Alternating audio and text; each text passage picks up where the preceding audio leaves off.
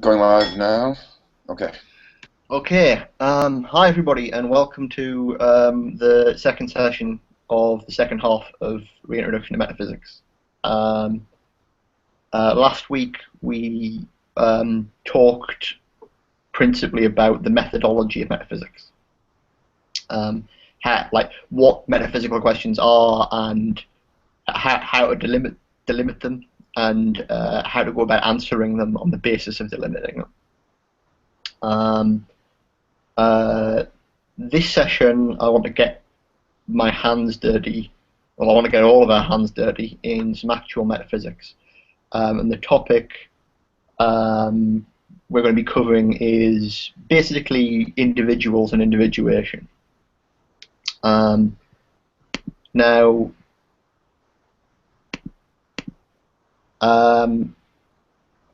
before delving into that, it's sort of important to explain why I'm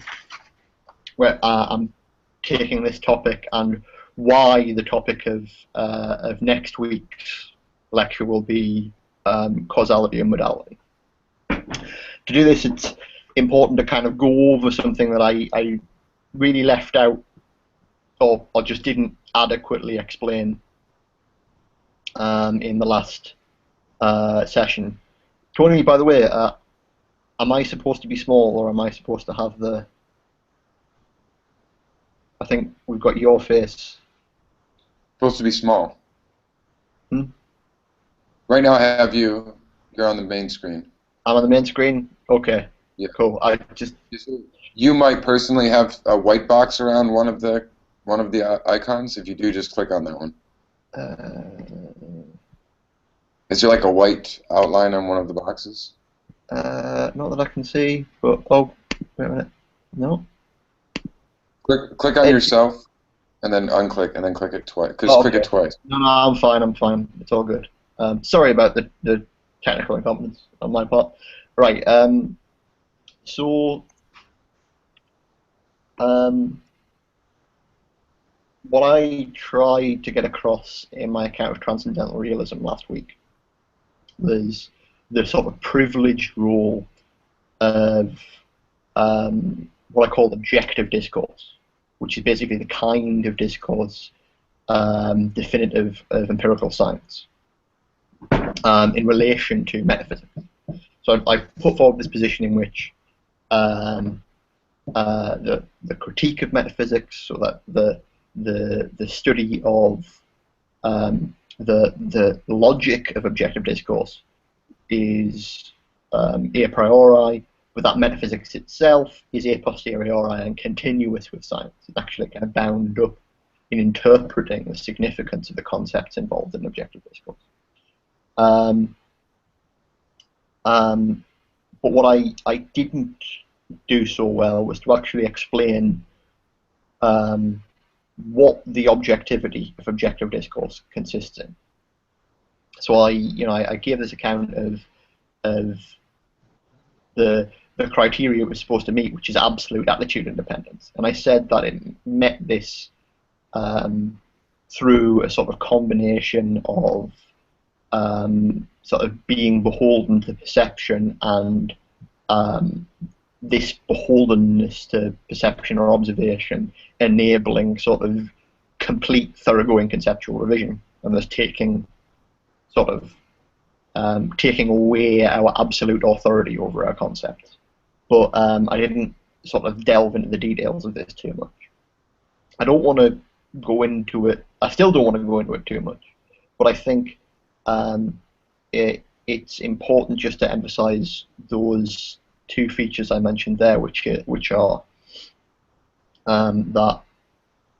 that on the firstly, what makes objective discourse objective is this primacy of observation, an empirical experiment within the discourse, and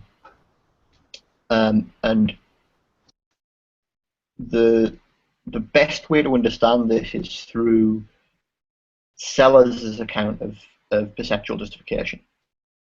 So traditionally, say, going back to Descartes, or more in more kind of modern terms, say Husserl, um, people have had a tendency to distinguish between two different kinds of warrant for judgment. One being inferential warrant, like being justified in believing that P because of Q, or evidential warrant. An evidential warrant is what was involved in experience's idea of, well, it seems to me that P, therefore I'm justified in believing that P. And this sort of classic conception of perceptual justification sets up a kind of barrier between causation on the one hand, because fundamentally perception is a causal process, right? The phenomena in the world that I'm observing causally stimulate me in some way, right? And on the other side of it, we get this, or what Sellers would call this normative entry into the space of reasons. It's like making a judgment, right? So we have this space of causes on the one hand, the space of reasons on the other. But what this sort of classical account of evidence does is to put put this kind of perceptual content of evidence, which is more than mere causal stimulus, but not yet a judgment, in between the two, and say that this is going to play some sort of normative role in providing warrant.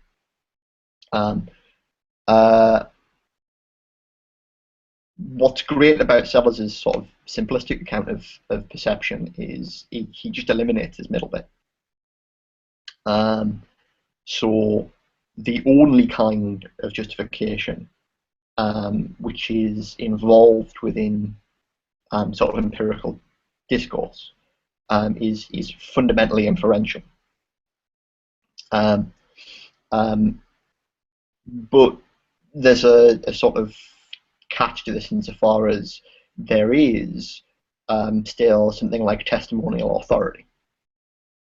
Because obviously, if we had to give a reason for every particular empirical belief we end up at, we'd have this kind of horrible regress where we never ever be able to get started. The whole point of perception is that it gives us kind of inputs into discourse that don't need to come from like a process of inferring. So they're not inferential in the sense of they're not caused by a process of inference, but they're not non-inferential in the sense that their warrant is somehow otherwise than inferential warrant. And that's the kind of crucial point of Sellers' position. What this means basically is I can be justified in believing that it's raining in Sunderland. If I ring my brother up on the phone, he tells me it's raining in Sunderland. I can be justified in believing that it's Sunderland because my brother is a reliable source. He's a reliable discriminator of weather, right? There's certain kinds of perceptual judgments that I just take him to be reliable and producing. However, this reliability can be understood purely in causal terms, right? My brother might as well be an experimental apparatus for detecting, like, moisture levels and precipitation. And what this means is that the kinds of argument we're involved in about perceptual judgments and sort of empirical claims more generally, don't bottom out in mere authoritative opinions or attitudes. They can regress into claims about the causal factors that are relevant to the actual sort of move from causal stimulus to conceptual response or classification. So that's sort of one fundamental thing. It's one fundamental way in which we sort of give authority over whether or not our claims about objects in the world are true to the objects themselves, is by having the structure of the discourse about those claims fundamentally involve further potential arguments about the causal involvement of those objects in the ways in which we get information about them. Now, that fact explains why next week's going to be on causation and causality and modality. Right. The other side of the issue is the idea that on this basis of being able to grant or authority over our claims about things in the world to the things themselves, on the basis of this, on that basis, we're able to give up more authority over the concepts we use to pick out those things, and thereby set up a situation in which we can potentially be wrong. Right?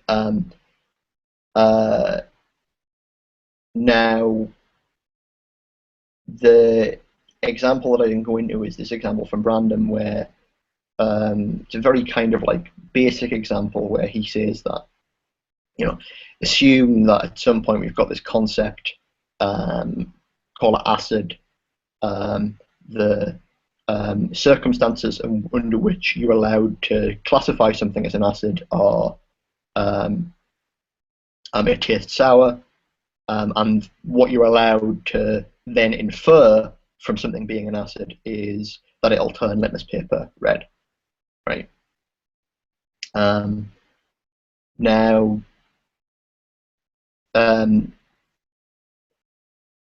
Random's sort of the point of this quite forced example is that if you come across something in the world that tastes sour but turns litmus paper blue, you then have to revise your concept of acid. Right? It actually, that kind of perceptual encounter with an individual thing in the world causes you to actually have to revise the general concepts under which you're subsuming those individual things. Again, it's a really sort of trite little example, but it's kind of interesting to understand why the concept is specified in terms of these like circumstances of application and consequences of application, rather than just saying, well, an acid is something that A has this property, it tastes sour, and B has this property, it turns litmus paper red. Because if you just specified it in terms of like the conjunction of those properties, then there would be no sense in which encountering that other individual in the world forces you to revise your concept. Because it's simply the case that it doesn't fall under the concept, right? The thing that tastes sour but turns out it's paper blue doesn't fall under the concept, and so can't force any kind of revision.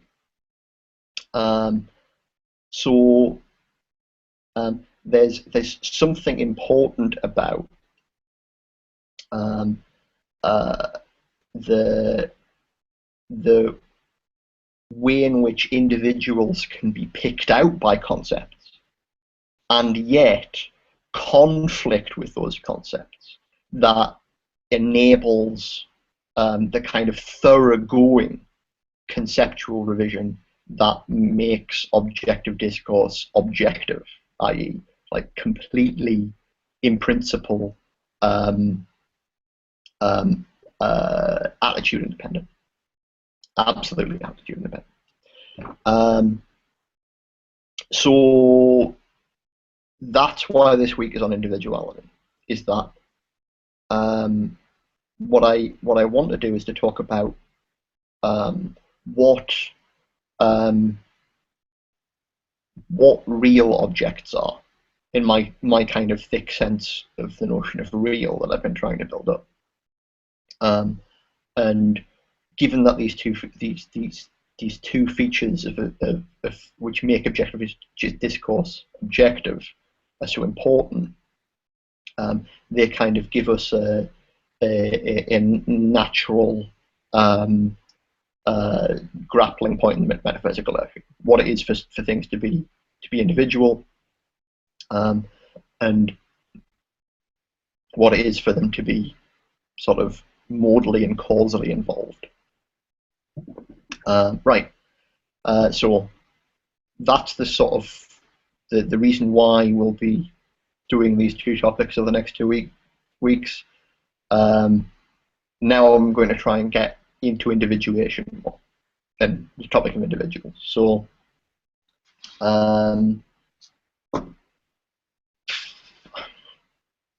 first of all, I'd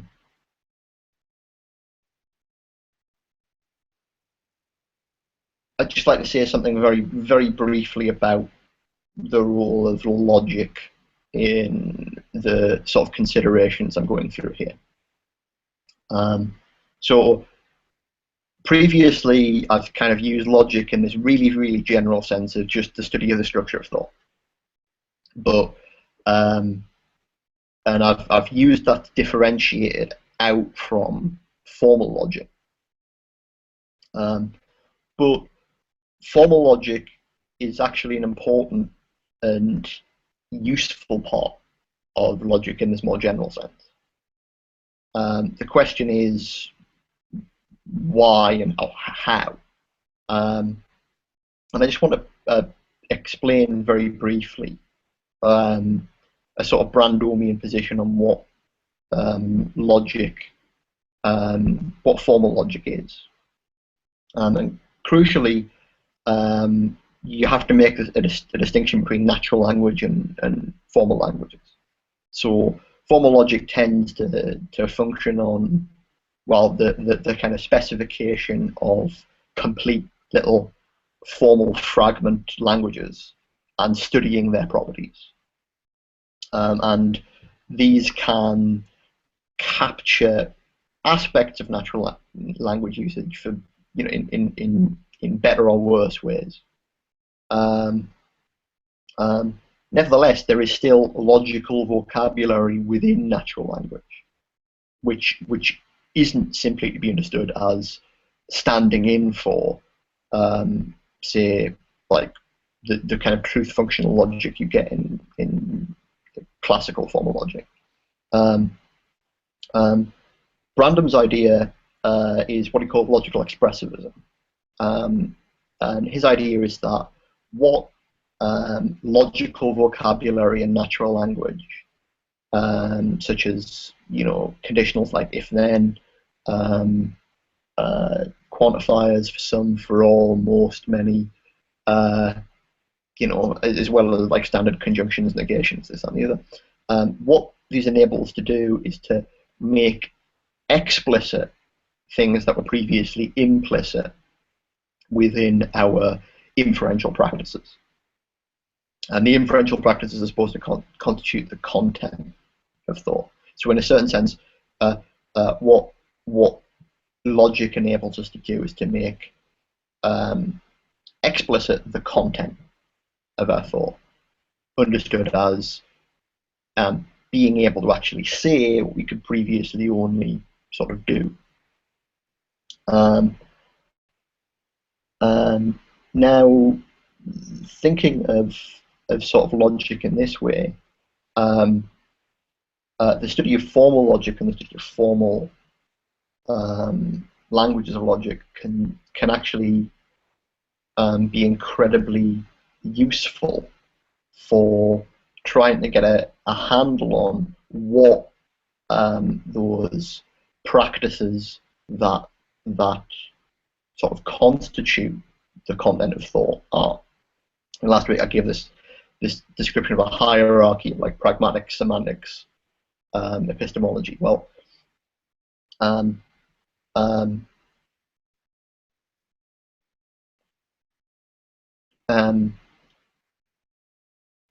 formal logic can be useful for trying to kind of get a grip on the structure of the practices constituting the content, the semantics. But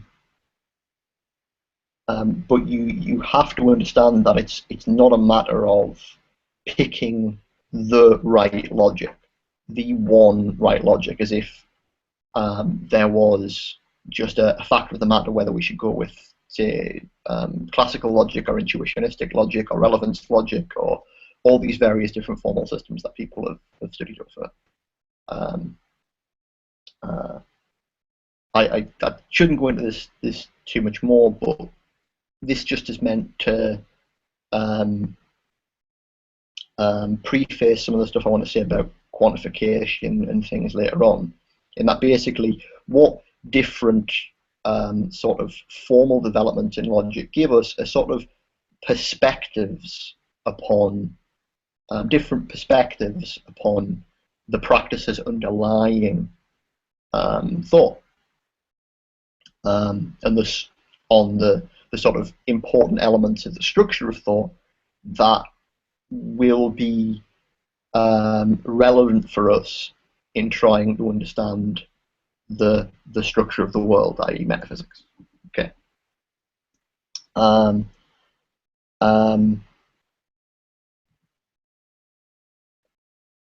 Second point after that sort of little preamble, in the essay on transcendental realism, I don't know if anybody read that far, but I introduce a kind of Kantian term, which is this idea of transcendental logic.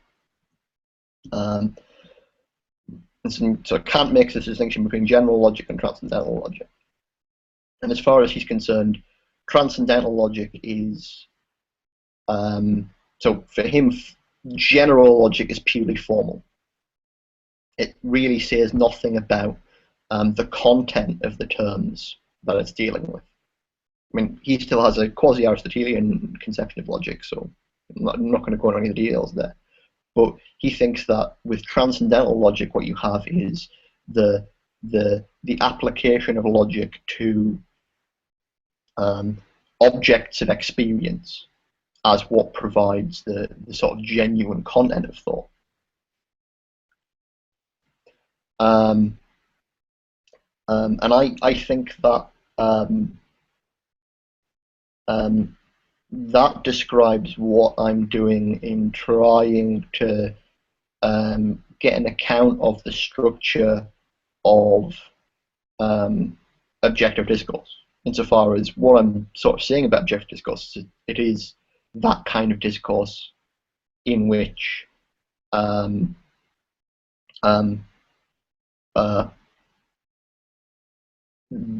authority over whether what we think is true or false is properly taken away from us and given to objects themselves. And so the structure of that discourse, specifically as opposed to the structure of discourse in general, the structure which is common to things like fictional and mathematical discourse and jurisprudential discourse and aesthetic discourse and this, that, and the other, that kind of can be captured by this idea of transcendental logic. So the fundamental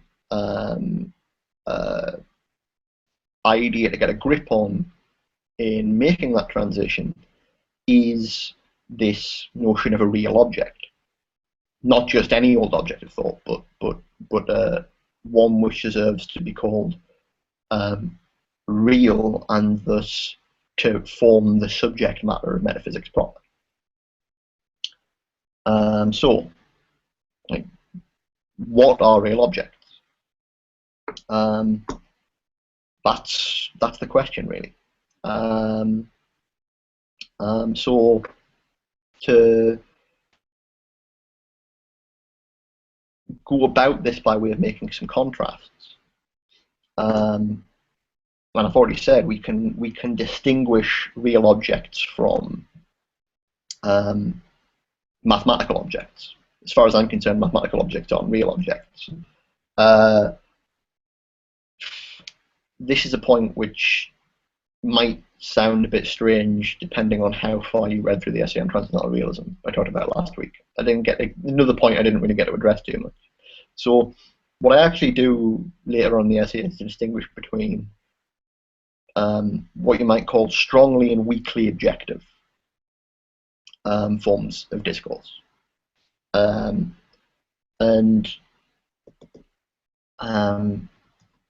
I take mathematics to be weakly objective and empirical discourse to be strongly objective. And the way I actually do this is via the notion of the objects involved themselves. So in empirical discourse, the crucial thing is that giving authority to the objects themselves is actually pretty direct through this involvement of objects in perception and the kinds of causal arguments that can underwrite perceptual claims. There isn't anything analogous in the case of mathematical objects. The properties that mathematical objects have are defined in advance, which isn't to say that we automatically know what they are. Mathematics is basically about churning our way through a vast unknown space of theorems that we can't necessarily see in advance. But we don't end up at those theorems through any kind of direct access or intuition of the object that the theorems are supposedly about. We do it through, well, at least we confirm it, we justify it through deduction, and deduction from axioms or some sort of similar systemic procedure. And what this allows for a sort of useful contrast between mathematical objects and real objects is that whatever properties mathematical objects have, they have necessarily. They have simply in virtue of being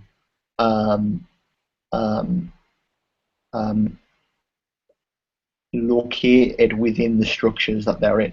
So, try example is the natural numbers. The natural numbers can be pretty much exhaustively defined by piano axioms. Each natural number is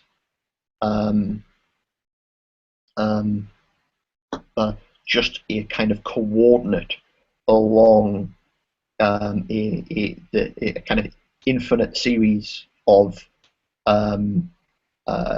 canonical designators which get constructed through the successor relation. So all 3 is the number between 2 and 4, right? And any properties it has come from the fact that it is between 2 and 4. There's no sense in which it might have something something that we could find out about it which didn't come through our understanding of it qua natural number, which is to say being that particular canonical designator or being identical with that particular canonical designator.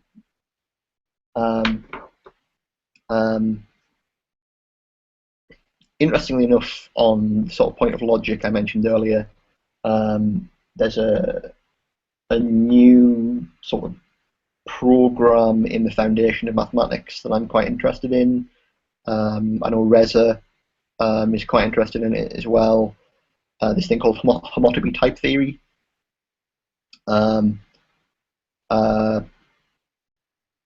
Crucially, that's sort of that frustrates what I was saying about axioms earlier, insofar as it's not really axiomatic. It's more about introducing types through various sets of natural deduction rules, and I'm not going to go into the nature of it. What's interesting about it is um, as a framework for being able to do all of mathematics. It is very interesting because, as opposed to the usual framework of set theory, which is based on a sort of external logic, which is classical first order logic, you just start with that logic, you build set theory within it, and then you can do mathematics. In homotopy type theory, you get a logic naturally falling out of the way in which you go defining mathematical objects in terms of procedures for constructing them. This is basically, you get intuitionistic logic. And this is a useful sort of demonstration, I think, of the particular kind of pluralist perspective that logical expressivism gives you. Just that you can see, well, actually, you know what? When we're dealing with this particular kind of discourse, this particular sort of practice of reasoning, mathematical discourse, it might be that intuitionistic logic is the appropriate logic for thinking about the practices underlying it and the way they constitute the content of it. But that doesn't necessarily mean that intuitionistic logic, which, by the way, for those who don't know what intuitionistic logic is, just basically logic in which excluded middle doesn't hold. It's not true always that P are not P. And it can be locally the case, but not necessarily globally the case.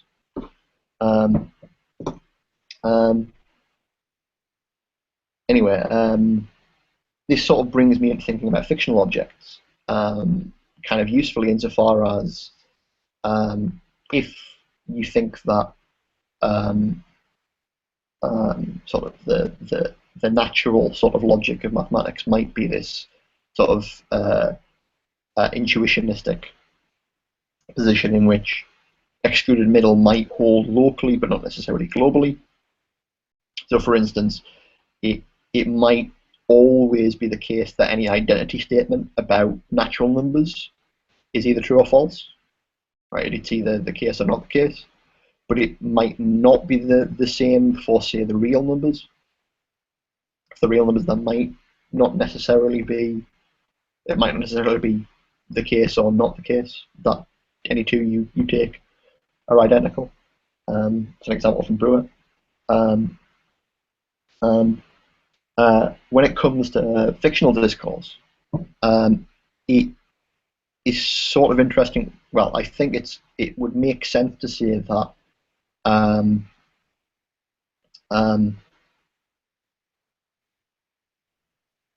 non-contradiction might only hold locally but not globally.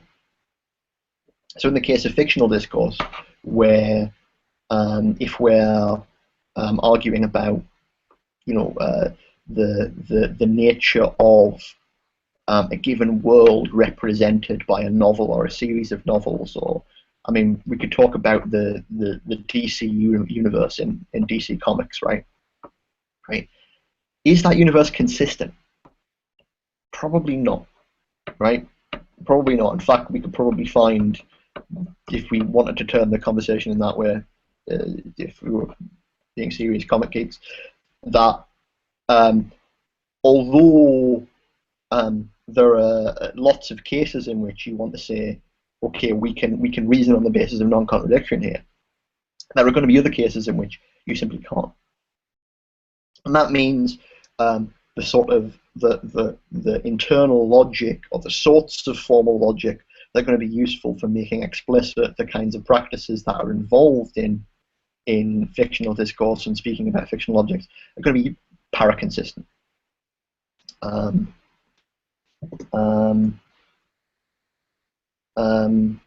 Okay. So mathematical objects, we don't have any sort of direct access to them. Fictional objects, we have something better than direct access to, which is we have stipulative authority over, or at least some of us have stipulative authority over. different fictional objects. And so so they have properties that are independent of sort of definitions of the kinds of objects that they. I just got Reed's comment there. Yeah. So the properties that fictional objects can have can sort of pull apart of the ways in which we locate them within fictional worlds.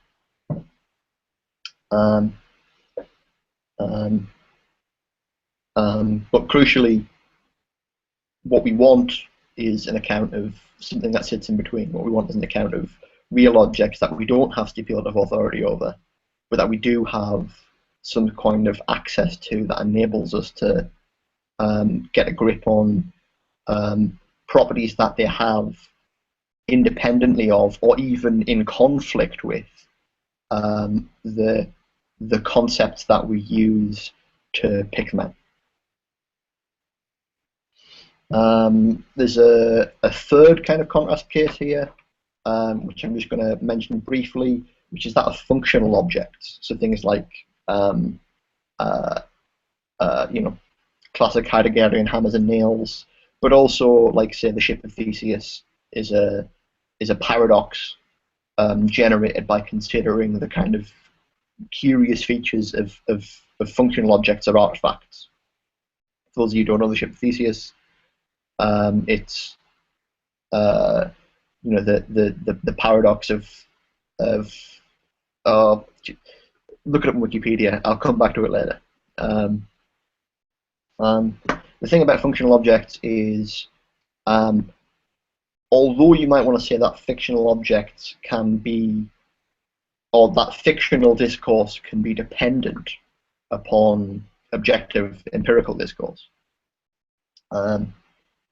insofar as, if we are going to have an argument about, I'm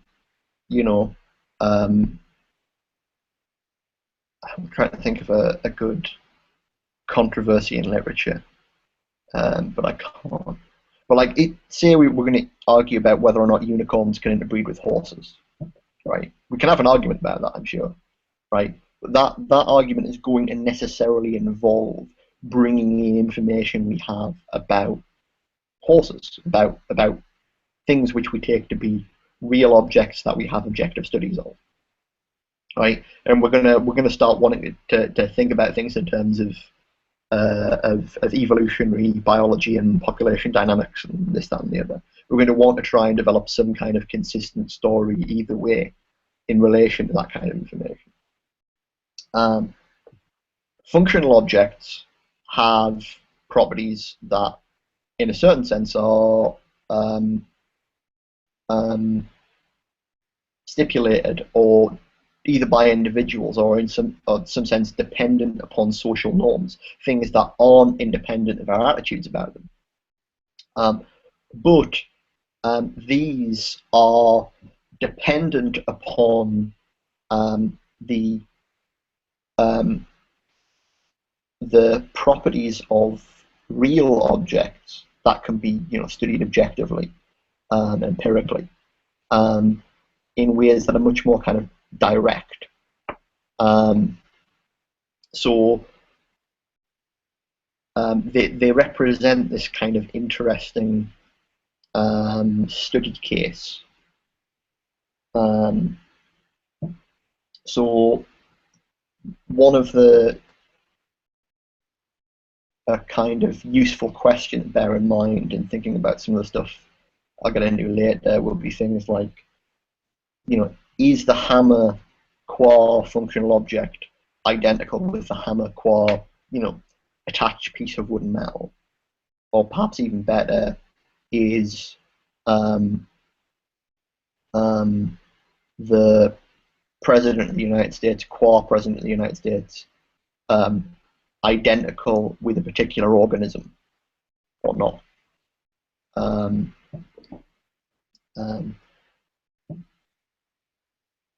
these cases are going to have an interesting logic, but whether or not that logic is going to apply to or tell us anything interesting about purely objective cases is an interesting question. Right? Anyway, so as ever, I'm going too slow. We've contrasted real objects to mathematical objects, fictional objects, and to some extent functional objects, but we haven't said anything interesting positive about them yet. I'm going to abstract even more before we get further in. And I want to just ask, well, okay, well, what are objects in general? Like, what do we mean by object here? I think the simplest place to start is by thinking about objects as locuses of disagreement. So, as I used last week, and I've sort of been implicitly using here, as this basic Hegelian conception of representation, like phenomenology, which basically takes the object of thought in a very minimal sense just to be whatever we're thinking about, right? And it's whatever we're thinking about in the sense of that about which our thoughts can be correct or incorrect. That which provides a kind of standard in relation to which the truth and falsity of our claims can be adjudicated. Right? Another way to think about that, as I say, is to think about it as it's that about which it's possible to disagree. We can keep track of because crucially, by the way, it's important to recognise that one of the ways in which disagreements break down is by realizing that we weren't arguing about the same thing in the first place. Like, we were talking past one another. When you were talking about Ms. Marvel and I was talking about Ms. Marvel, you were talking about the Marvel character, I was talking about the DC character, just to take things back to comics. However, this really general idea of what we mean by object, just what thoughts or claims are about, is really minimal, and there are ways of determining that further that builds us closer up to the sort of issues to do with individuality and things like this that we're more interested in. So because, for instance, we can not just disagree about individuals, but we can also disagree about properties. We don't just have to disagree about, Ms. Marvel. We can also disagree about truth and justice and the American way, which are things that are not concrete individuals, right? But they're still things we have to pick out in an important sense so that we can disagree about them. Now, there are two other important contrasts that just the term object gets involved in that are useful to kind of get out of the way. One is the contrast between object and subject. This is quite a sort of simple but frustrating one because there's a certain sense in which subjects are objects, right? Subjects are things that we can think about, right? But then there's another sense of object in which, well, what we mean is objects as opposed to subjects. What we mean is objects that are not subjects, right? One way of articulating the difference between these two, sort of like a thick and a thin, or a sort of more general and a more specific notion of object, is in terms of, well, it's something that it comes from Hegel again, but it comes via Brandom. So Brandom thinks that, sort of from a Hegelian perspective, there's this kind of correlation between subjects and objects, which is articulated by the notion of incompatibility. So what an object is here is something that cannot have incompatible properties. So uh, it's perfectly fine if uh, this mug is purple and this mug is turquoise or whatever it is, because they're different things. But they can't. Neither of them can be both purple and turquoise. At least not monochromatically all over in the same areas. Um, um,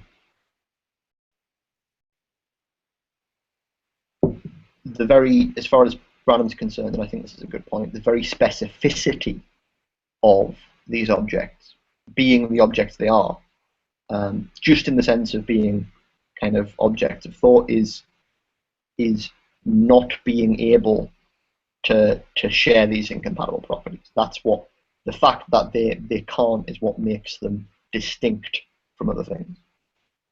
Now the corresponding notion of subject is this idea of a subject as that which can't have incompatible commitments, or rather which shouldn't have incompatible commitments. So me as a subject, I can believe that, you know, the cup is purple and believe that the cup is turquoise, or believe some things that imply these incompatible beliefs, right? But I shouldn't. And the crucial nexus between subject and object here is the relationship between incompatibility of beliefs and incompatibility of properties.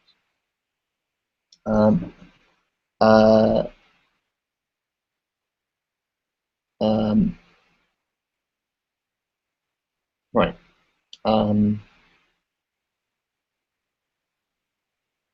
Now, although you might want to say that, there's a certain sense in which you could count subjects as objects and thus classify, so like go one level up and start talking about those normative features of those subjects, like being committed to, and characterizing those in terms of the possession of actual incompatibility, or the inability to possess incompatibility. So you could say, you could try and parse that we shouldn't believe P and not P in terms of the incompatibility of being of the property being warranted in believing that P, and being warranted in believing that not P. Right?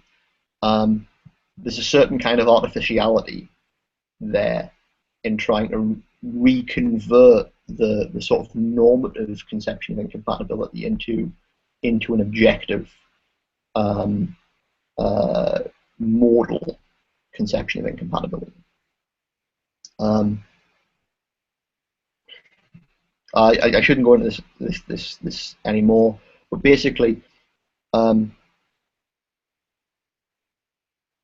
think what's useful about a notion of objects that can't be subjects, like objects which are opposed to subjects rather than simply that would allow subjects to be a species, is the attempt to think them in terms of modal features that explicitly can't be normative in this sense, which is to say that can't be somehow attitude independent. Attitude dependent. So there's this idea of an object as opposed to a subject is already kind of moving in the direction of objectivity, as I've been defining it. Right. The second contrast is objects as opposed to properties, and this is a really, really old one.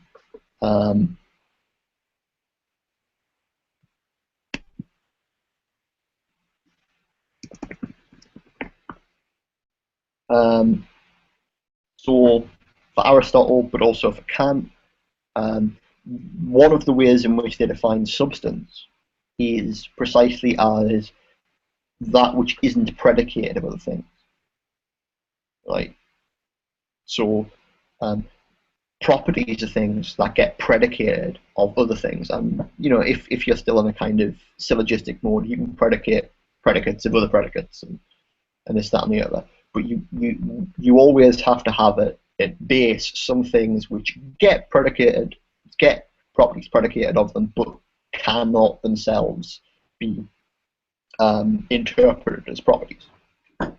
Um, um,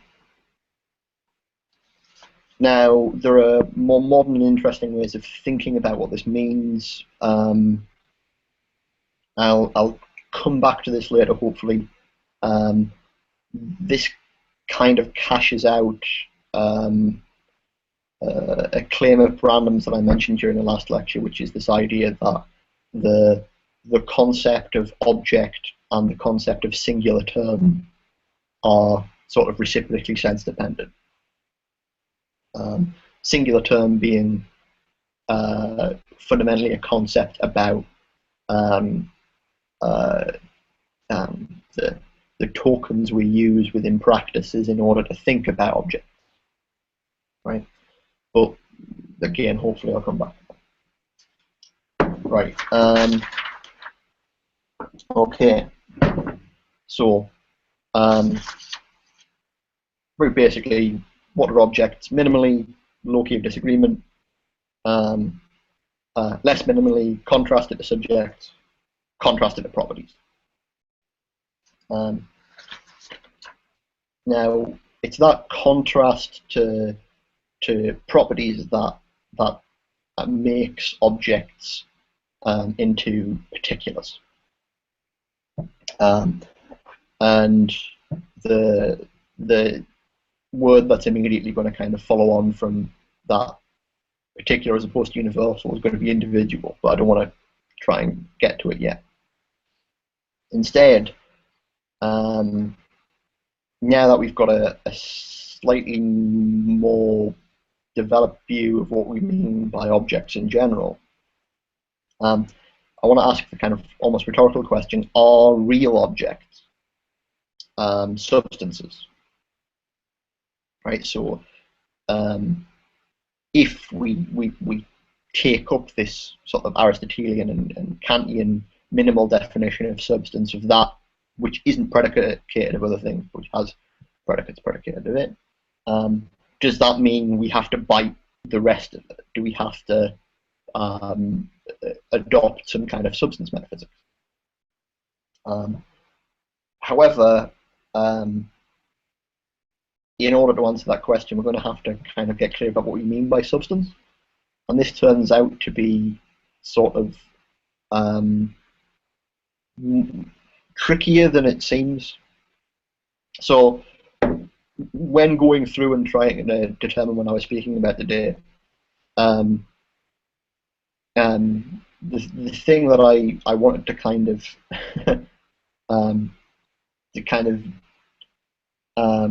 clear up a bit is this sort of mad network of synonyms that we can be tempted into around these areas of just, well, objects, things, individuals, substances. Like, are those four terms synonymous? Are they not? Are some of them synonymous? Are they all completely independent? You will find for each combination of synonymous and not synonymous, I bet you can find someone who uses them in those terms. You will find someone who uses all these words interchangeably. You will find someone who uses just two of them interchangeably, and the other ones are, you will go through and you will read metaphysics papers, and it sometimes seems like everyone's talking past each other because they have a slightly different conception of what they mean by individual or substance. So, here's my job at trying to disambiguate some of the issues surrounding substance. So,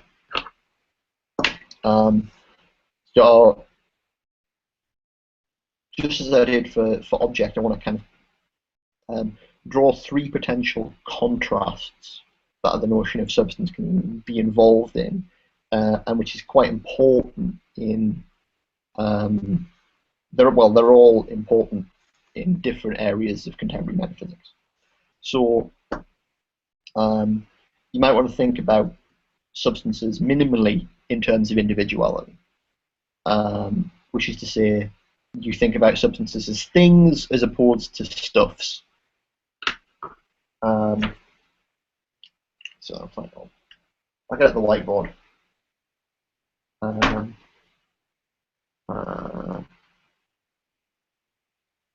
Substance.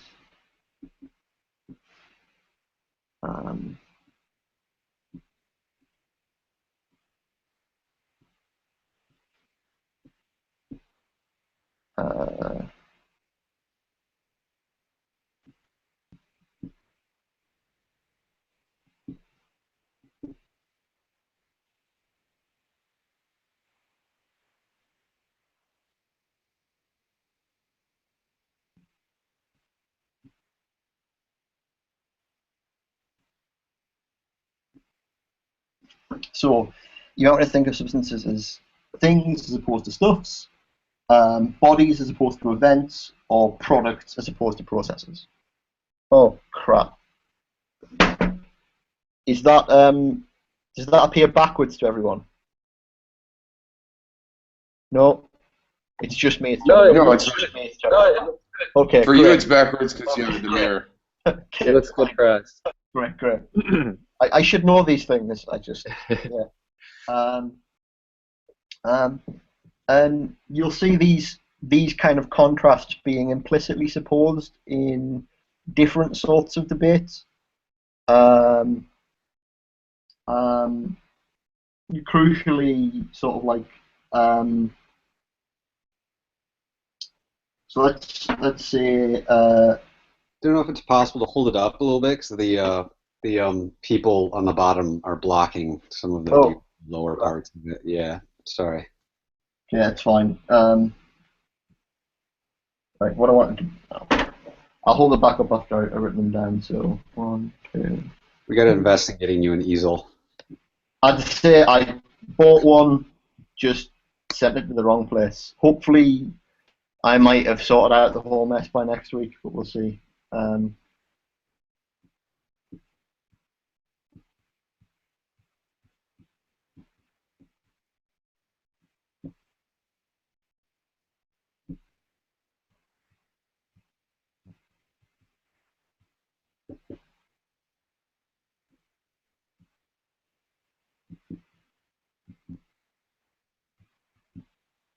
Okay, right, so I'll talk you through this.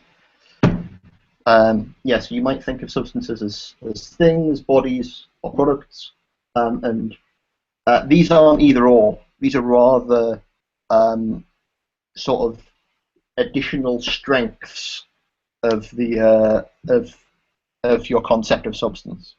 So if you stay at level 1, your concept is basically just amounts to individuality, right? And so what do you mean by thing versus stuff? Dogs versus cheese, right? Or water or fire. Count nouns versus mass nouns is the kind of appropriate linguistic description.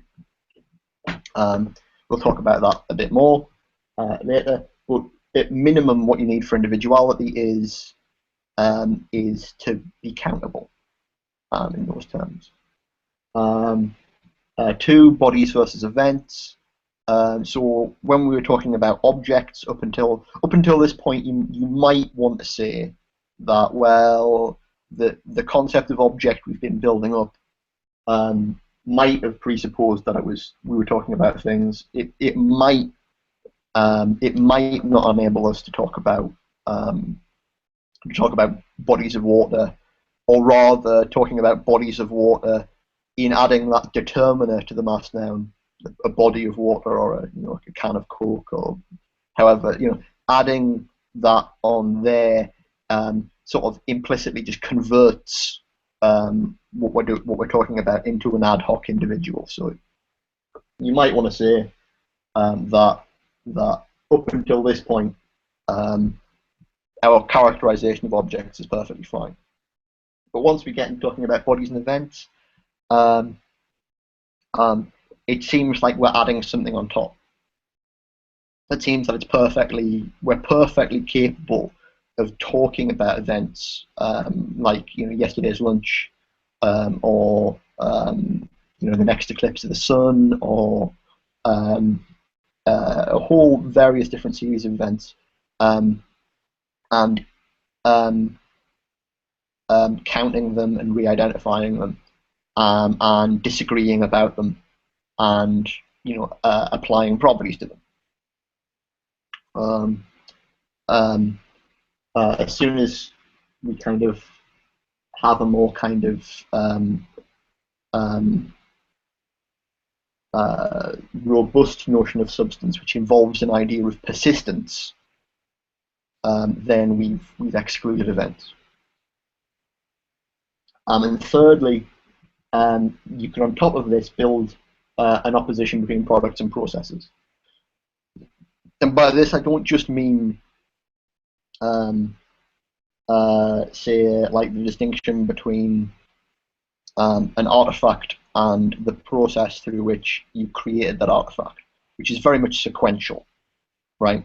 You've got a process, or which can be potentially characterized as an event, which is me going around forging a sword, and at the end you've got a sword. It's not just that, but about processes underlying the generation and maintenance of events as they go. Sorry, not of events, of things, substances as they go. And you'll notice that this is basically the bit of substance metaphysics. Oh, is it? Is that better? Okay. You'll notice that that's the aspect of substance metaphysics that tends to get argued about when it comes to discussions of people like Simondon and Simondon's influence on Deleuze. It's also quite important to Ian Grant. Yeah, and I've just characterized what's going on here as adding presence to individuation and persistence. It basically means thinking of the persistent individual as sort of completely present and independent of any sort of additional evental processes that might you might want to see it from a different perspective it's dependent upon. Right.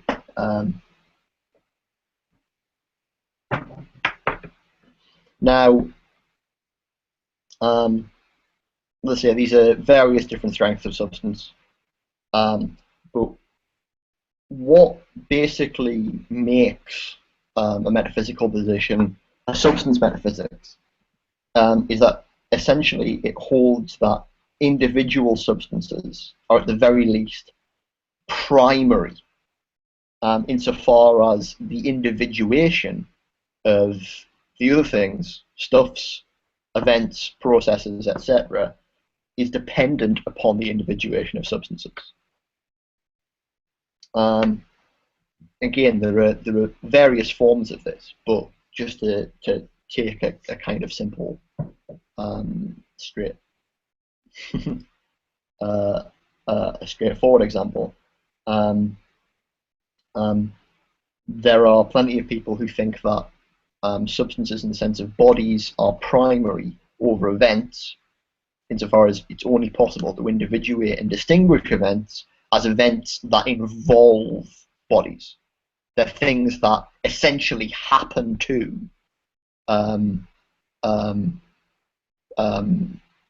bodies.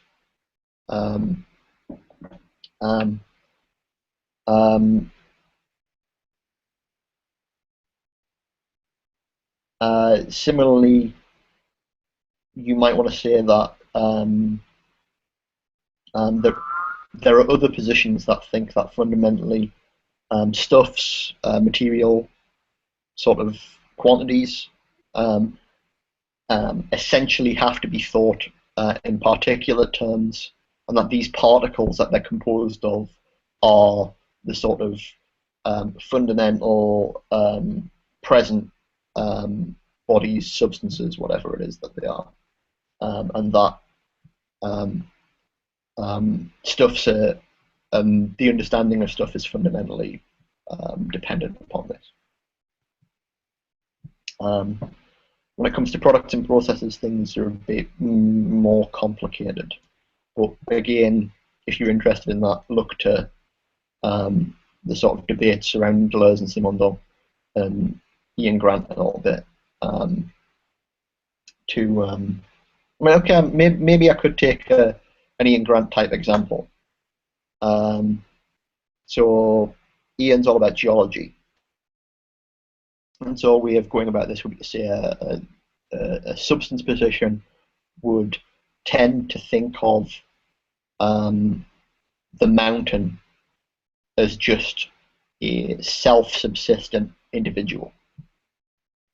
An individual that just is what it is, and would cut it off from the geological process of sort of plate tectonic movement and clashes that is actually created, and in a certain important sense is still creating and producing that mountain and its particular determination.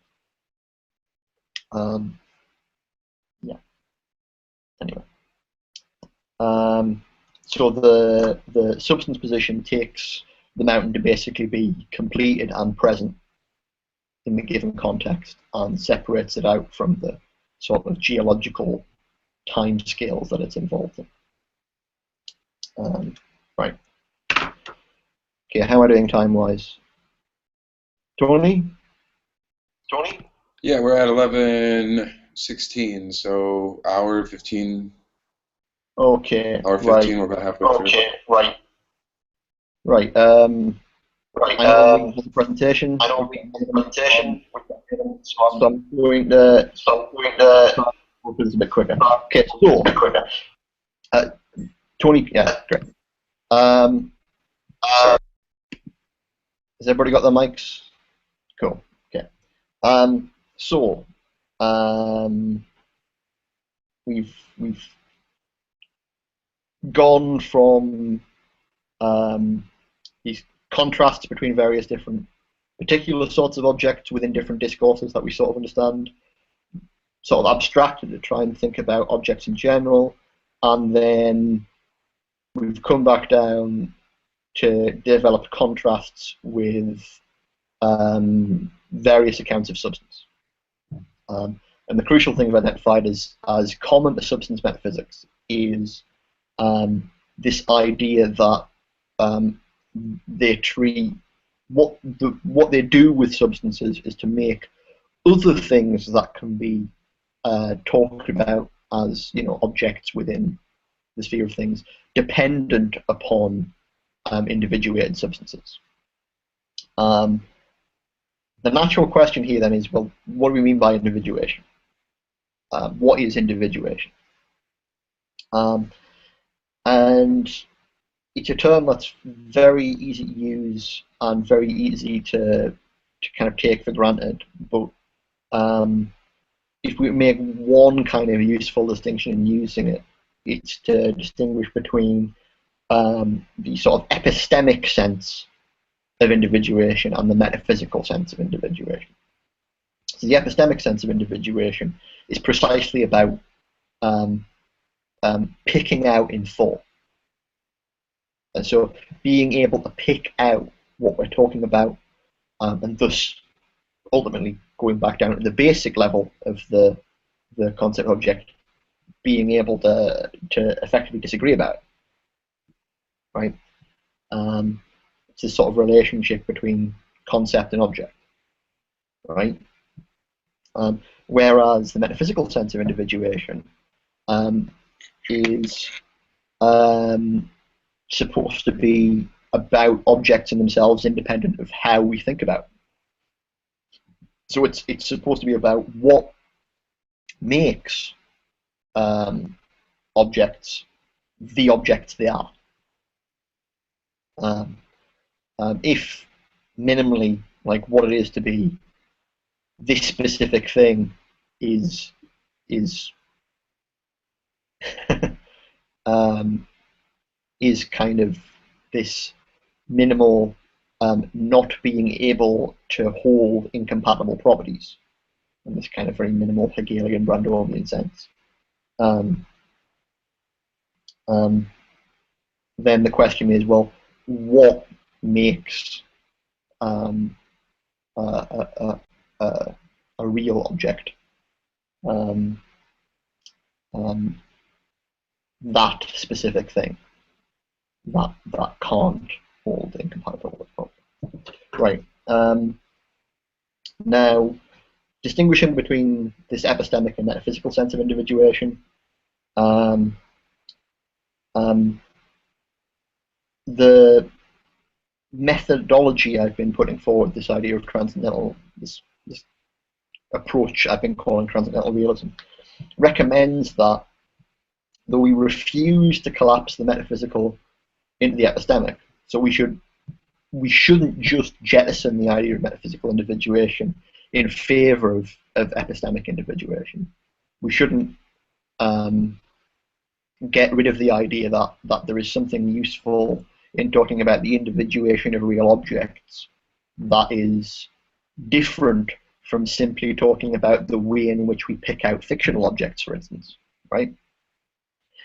Nevertheless, we should try and make sense of the metaphysical sense of individuation in terms of the epistemic sense, right?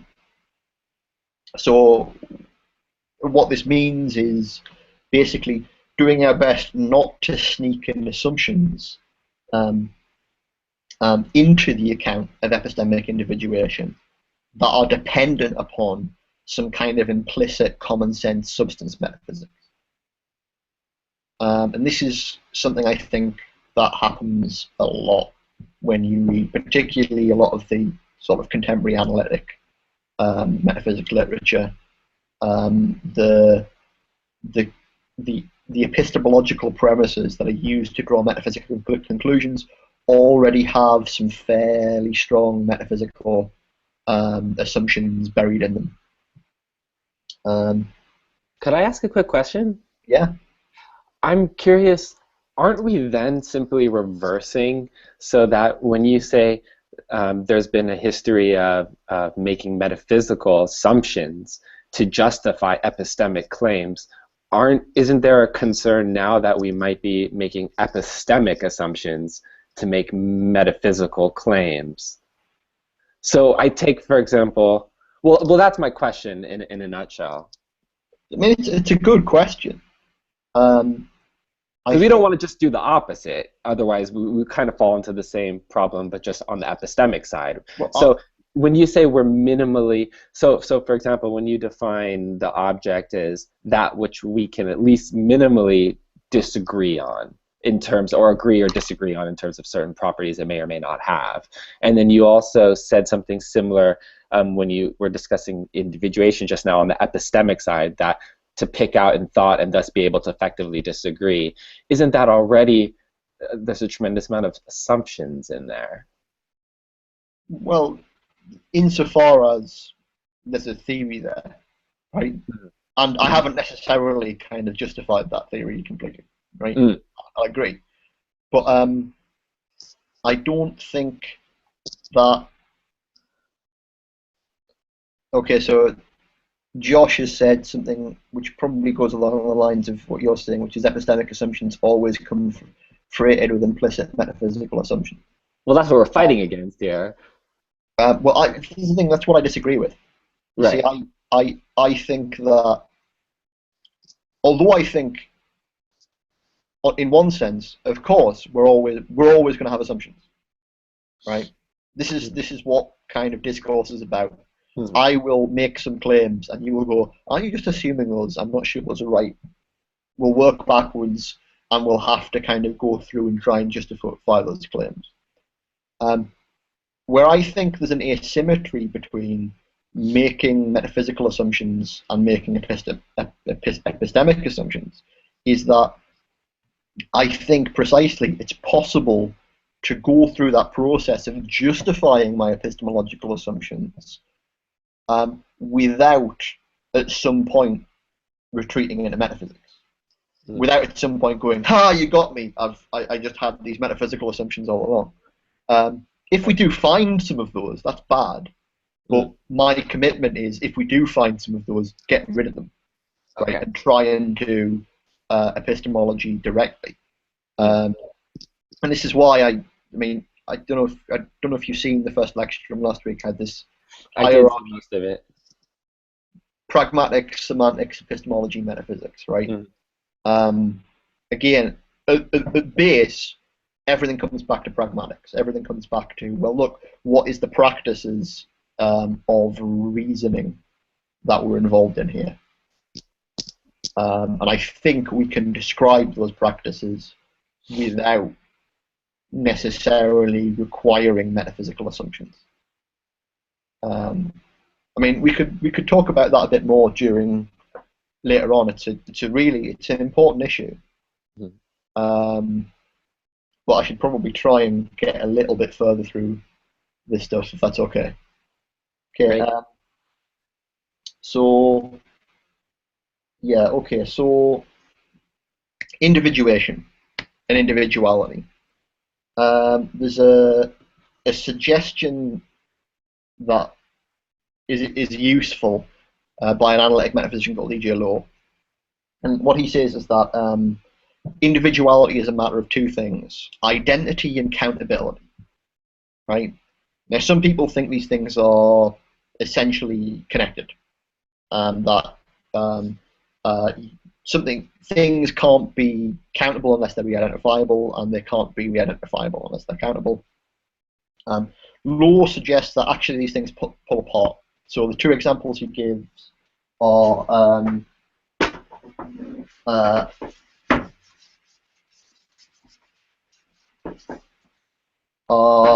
one hand quantum particles, and on the other hand quantities of matter.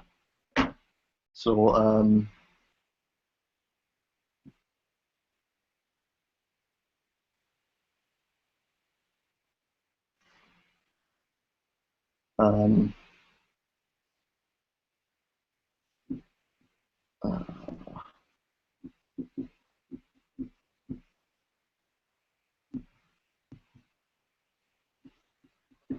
this is why I need the easel board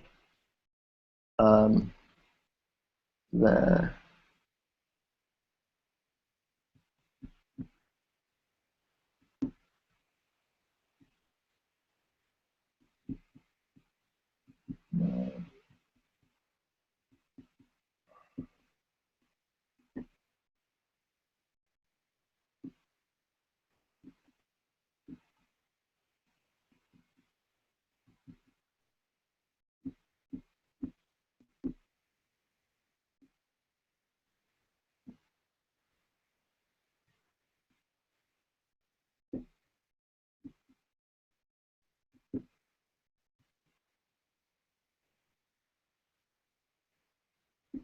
This is where I regret even writing this, because I'm not sure it was a good waste, whether it was a waste of time or not. But here we are.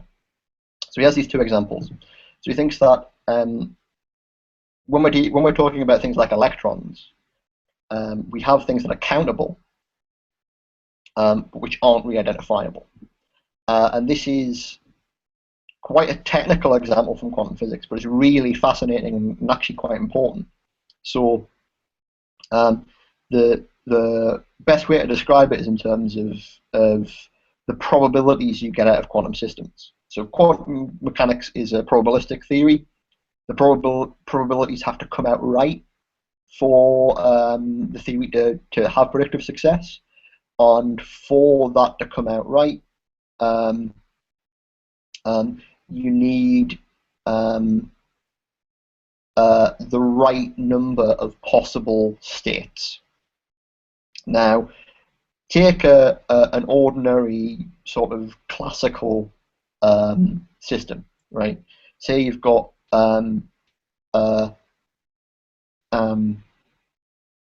Okay.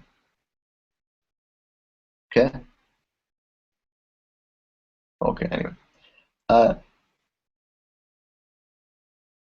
say you've got two boxes and you've got two balls, right? You can put the boxes in the balls in any way. Sorry, put the balls in the boxes in any way you like, as long as they go in somehow, right? How many possible states have you got? Right. Well, call one ball A and one ball B, right? You've got four possible states. You can have A in box one, B in box two, B in box one, A in box two, both balls in the first box and both balls in the second box, right? Quantum systems don't work that way. So if we're talking about electrons and positions in orbital shells, right? You can have a situation in which you've got two locations the electrons can be in, two electrons, right? And what you actually have is three states. You have two in one location, two in the other location, or one in either. But you can't distinct in the one in either situation. You can't say, well, we'll call one A and we'll call one B, and we'll say you could have it the other way around. If you do that, the math stops working. So you can count how many electrons you've got in the system. You've got two electrons, but you can't distinguish between them. They can have exactly the same properties. Anyway.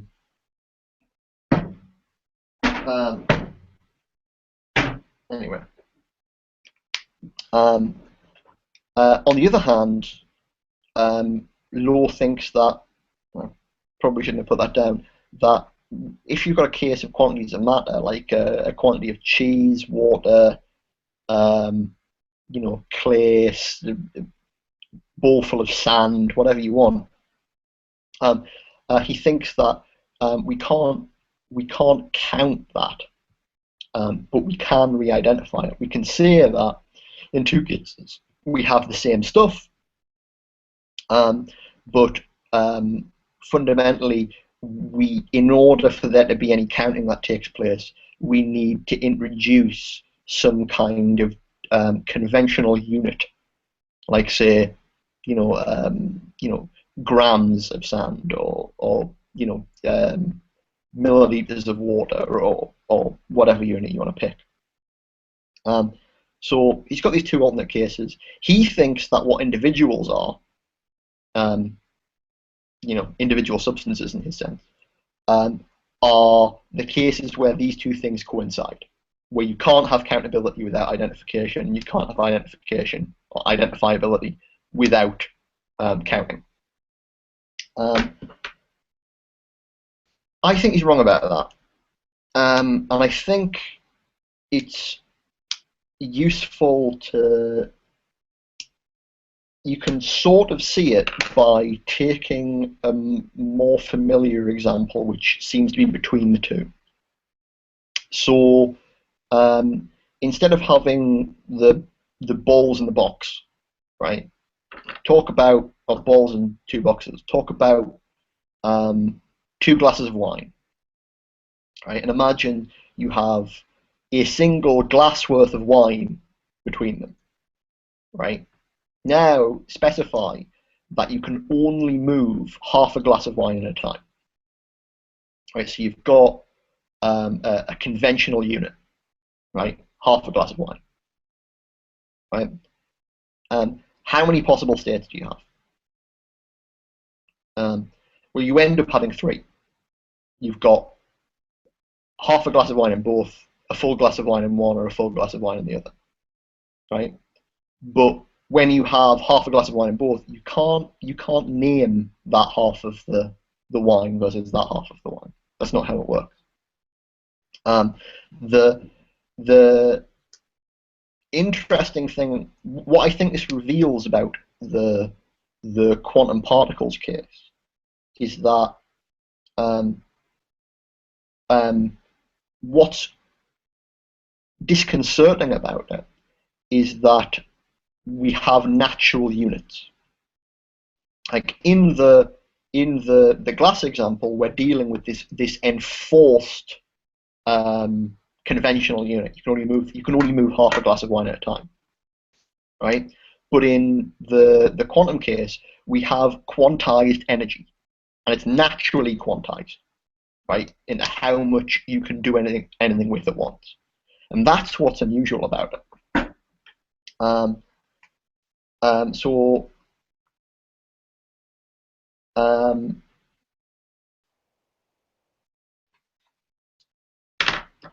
the other hand, I think Law's probably wrong about the idea that we can re-identify stuff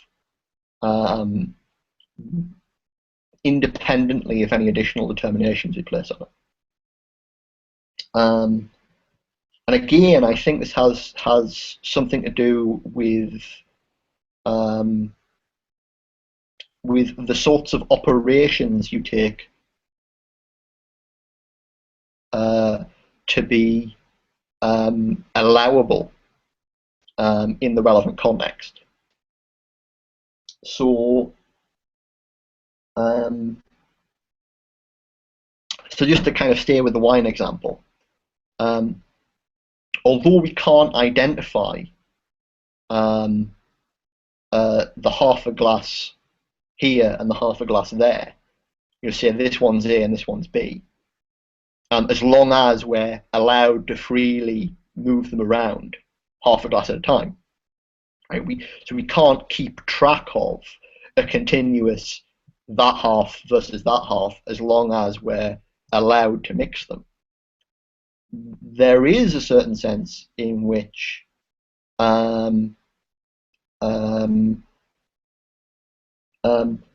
it makes perfect sense to say that at the end of doing whatever it is we do, moving the wine glass around, moving the wine around within the glasses, we still have the same volume of wine we started with. The overall volume of wine, right, is the same at the beginning and at the end, right?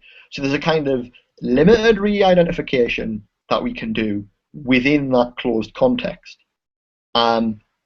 but we can't re-identify arbitrary volumes of the stuff as long as we're functioning under certain rules of what we can do with it. And I think what this shows is that the logic is more complex than what Law takes it to be, and that there's a crucial notion, there's a crucial role for context and well, some notion of operation involved, but I'll leave that for now because I'm like way too overboard here.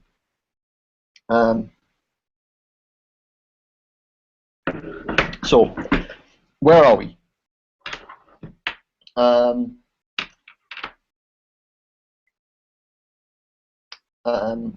Individuation has some connection between countability and identifiability, between countability and identity.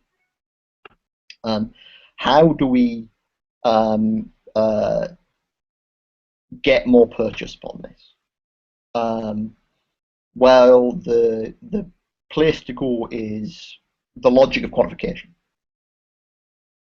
And this is why I was kind of trying to make some preliminary comments about logic earlier, because there are various different ways of thinking about how quantification works in different formal logical systems. And what we're interested in is, well, what are the ones that give us a kind of perspicuous perspective upon the relevant practices within objective discourse that are giving us our grasp upon metaphysics, right? And this is why I set the reading I did, because basically that section of the book I wrote is meant to be just a very, very basic primer on what quantifiers are, what quantification is, and the issue of quantificational restriction, and specifically sortal restriction. So the crucial thing about the development of quantificational logic is that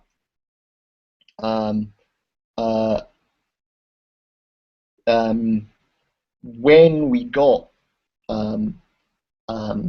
proper quantificational logic at the end of the 19th century with Frege and Peirce,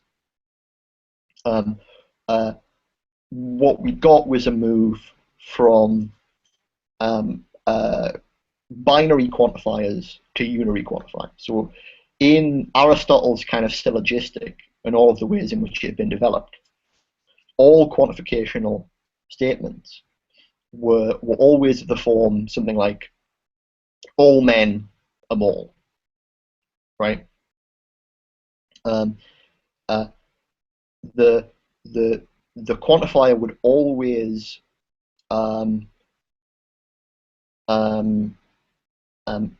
pick out or restrict the sorts of things that its variables were ranging over, even if you can talk about there being variables in syllogistic, right?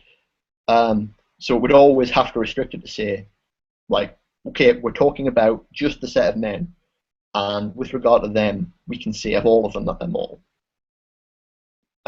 Or some men are mole. Okay, we're taking ourselves. We're just going to talk about the set of men. Well, at least one of the things in that set is mole.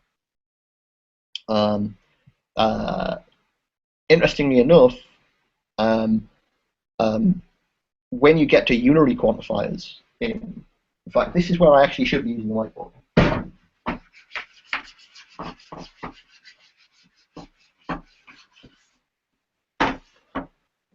Okay.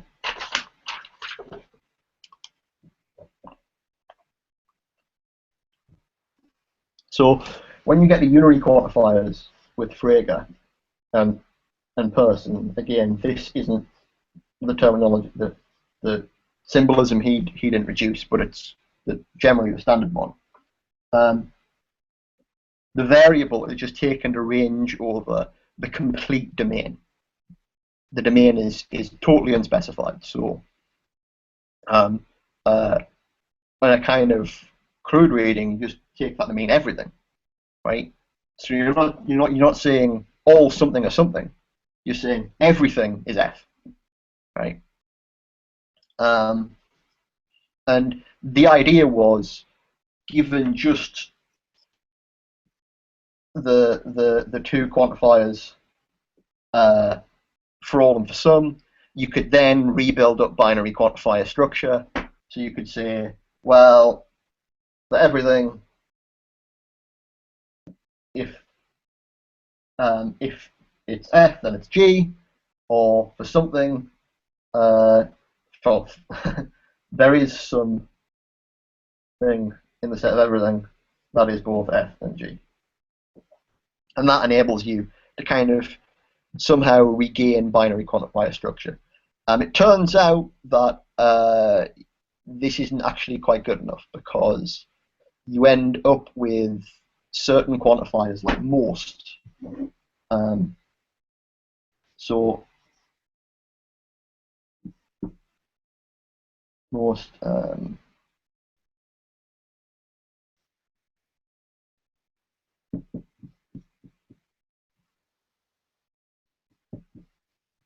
if you want to end up saying, well, most F's are G, there's no way of doing it using unary quantifiers. You hold it up a little bit. Sorry. Sorry.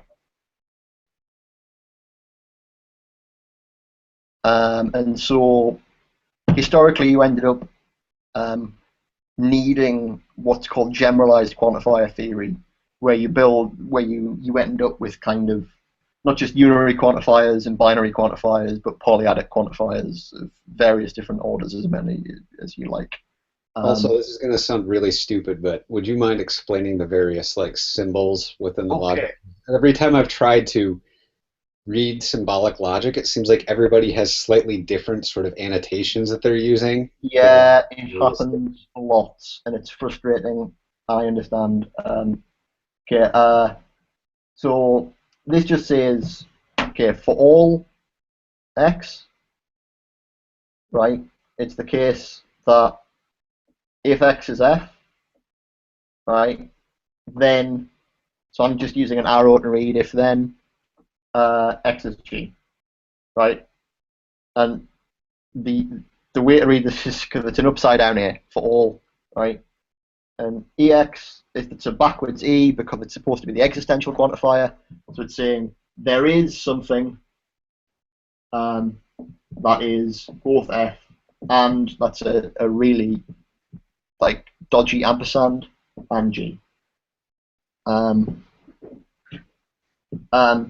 Here, when I'm introducing the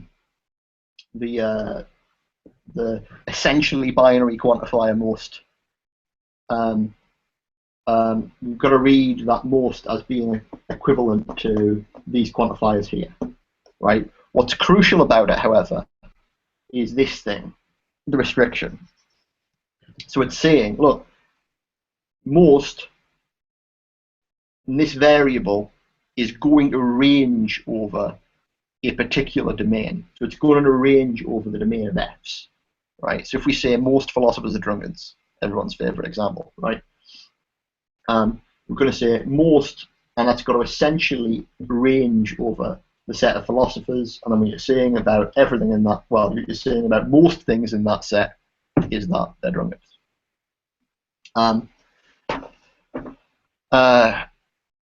Okay. Now the thing is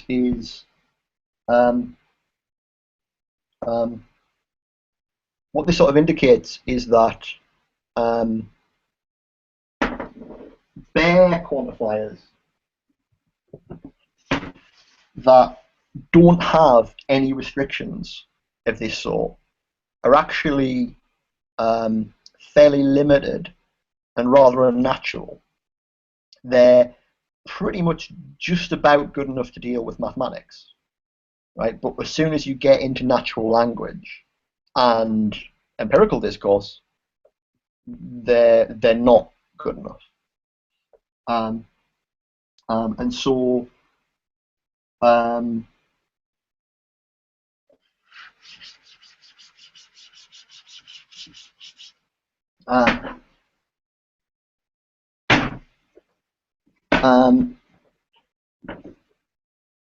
what you get is a sort of contrast between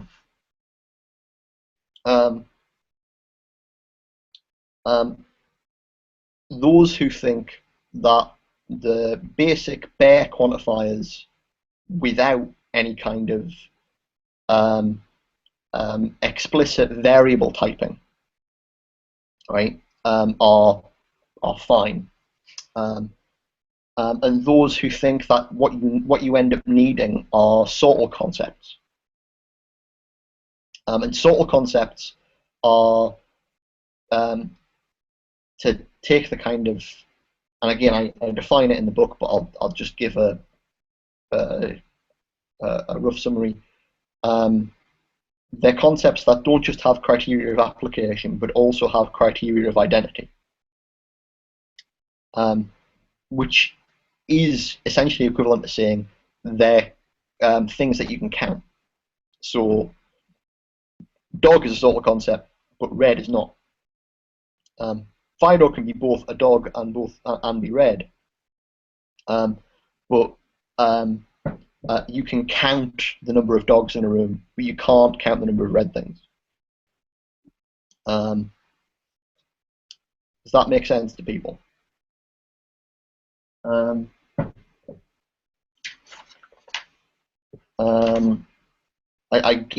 talk about it more in the reading essay, but I need to kind of run through more. So you get this opposition coming out of the interpretation of the logic between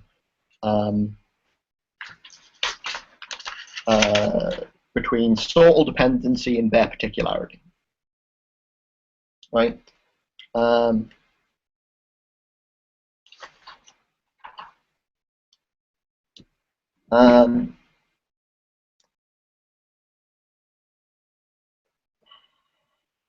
Now, this sortal restriction of quantifiers ends up bleeding into the rest of the logic and the rest of the way in which you understand how natural language works.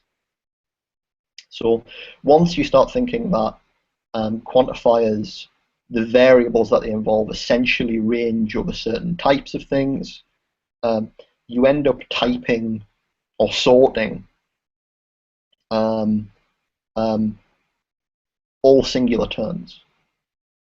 And so you end up saying, well, for any singular term I introduce into the language, I've got to say what kind of thing is it. Is it a dog? Is it a lunch? Or rather, what family of types of things it belongs to, insofar as you get sortal hierarchies. So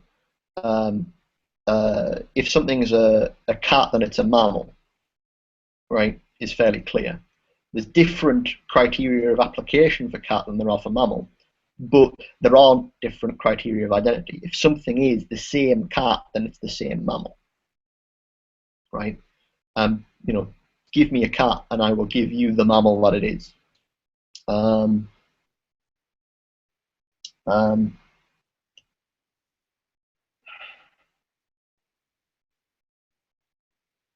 This is quite important actually, insofar as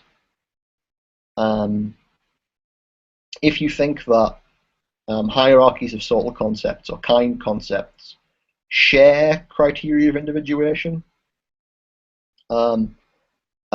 then you end up with sort of two possible options. Either they all collapse into a single criteria of individuation.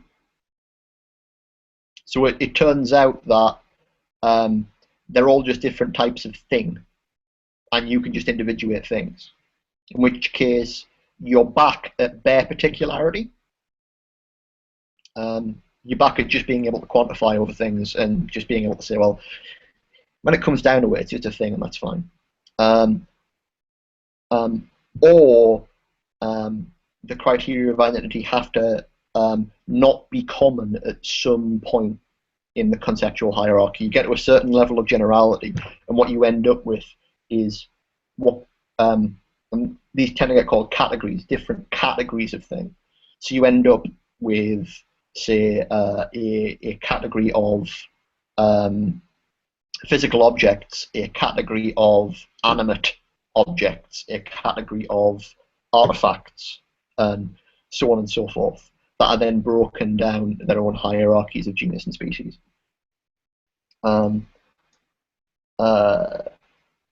This is the direction in which a lot of stuff in analytic metaphysics goes, this debate between whether or not you end up with like fundamental sorts of individual, not just sorts between sort of substances and events and stuffs, but anyway.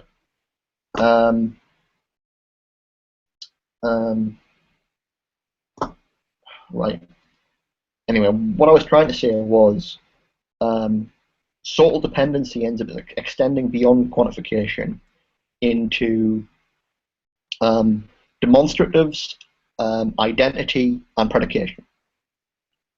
So what you end up with is a situation in which you can't use demonstratives unless they're implicitly sortally restricted.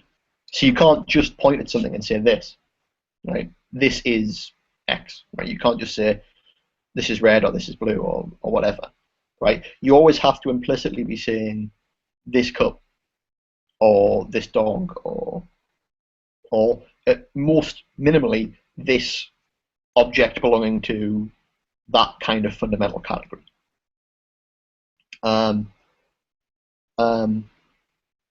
Similarly, what you end up with is a situation in which identity ends up being sorted. And what this does is to make certain kinds of identity judgments not just wrong, but not even wrong, but to be fundamentally meaningless. So a good example of this is the claim that Caesar is identical to the number 9, right? Like whether or not Caesar and the man who crossed the Rubicon at such and such a time are identical is something that can be true or false. But Caesar is identical to number 9 isn't something that can be true or false, because the two things that are being identified fundamentally have different criteria of identity. There's no way of even adjudicating that. And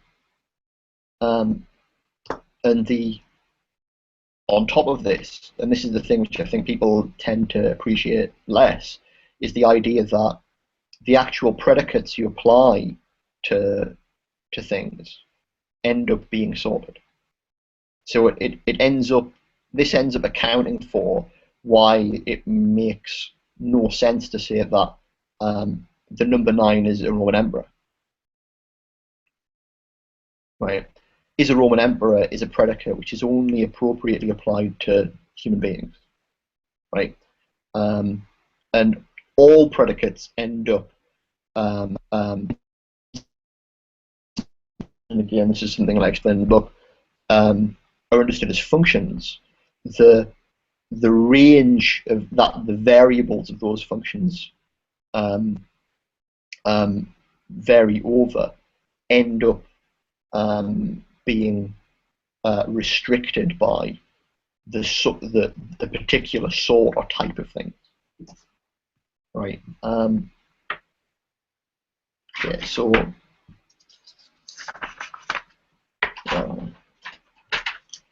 That's a. So basically, what I'm trying to say is that you can take a sort of view of bare particularity, or you can start taking this view of sortally dependent particularity. But once you go this way, it tends to kind of spread out into everything in an interesting and important way. It complicates things quite a lot. Okay. I'm so far over time it hurts, so I'm just going to try and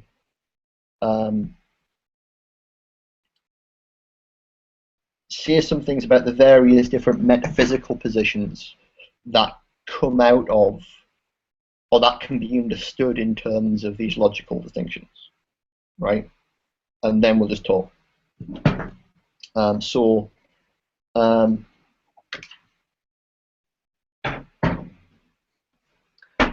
I've got a rough diagram, and I'm going to go with it.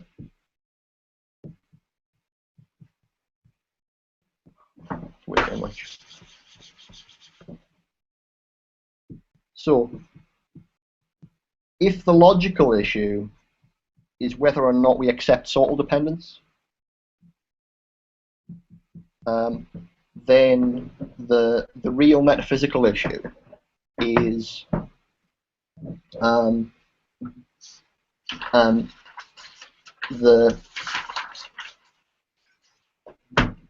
whether or not we accept a certain amount of primitive individuality is the extent to which we take it that we have to provide an account of how everything is individuated, or whether we allow some things to just be individuated in order to individuate other things. Right, so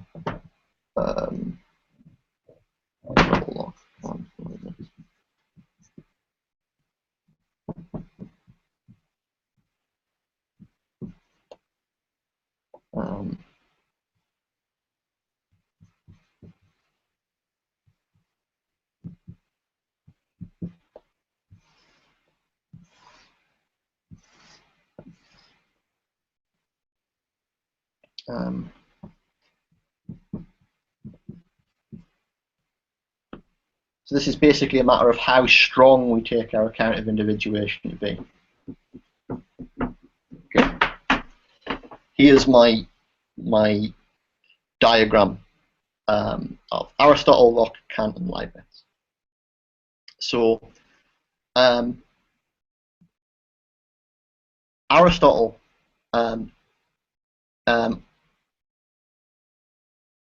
although we can sort of debate the exact way in which his logic works, his metaphysics definitely involves something like souls, which is to say it involves secondary substances. So every primary substance has a what, which defines what kind of thing it is. And that what then, well, precisely determines what kinds of predicates can be predicated of it, while it remains the same thing. So you have a kind of sortal dependency in Aristotle. You have something similar in Kant, though it's far more epistemically motivated than metaphysically motivated. So this whole idea that in order to think about something demonstratively, to say like to make a judgment about this, you have to subsume it under some kind of sortal. That is a very Kantian position. On the opposing sides, and much more interestingly in many ways, you have Locke and Leibniz. So for Locke, substances are just kind of bare substratums that unite the various different qualities those things have. Right? So there's no restriction upon what sorts of things predicates can be applied to, because what those things are is determined simply by the predicates that are bundled together by that bare kind of substance. Now, what's really interesting here, and this is the thing that I'll come back to in the kind of final lecture where I talk a bit more about Leibniz, is that Leibniz doesn't have an account of sortal restriction. Again, for him, all predicates can be applied to anything. There's no sorting, and identity is completely absolute. Right? There's no sense in which you have to restrict an identity relation to a sortal. You have to say the same F rather than just the same, right? His monads are just these kind of like really fascinating bare particulars. What differentiates Locke and Leibniz, and again to a sort of different extent Aristotle and Kant, is that whereas Locke is essentially happy with simply necessary conditions for individuation, which is to say sufficient conditions for distinctness. Leibniz isn't happy unless he's got sufficient conditions for identity. So what's the difference there? Well, Locke might be happy to say that, okay, well, it's a sufficient condition for two substances being distinct that they are not spatiotemporally continuous, right? There's some like spatiotemporal discontinuity between two things, therefore they're definitely not the same, right? But that doesn't give you any positive criteria for what makes any spatiotemporally continuous grouping of qualities into definitely the same thing over that period of time, right?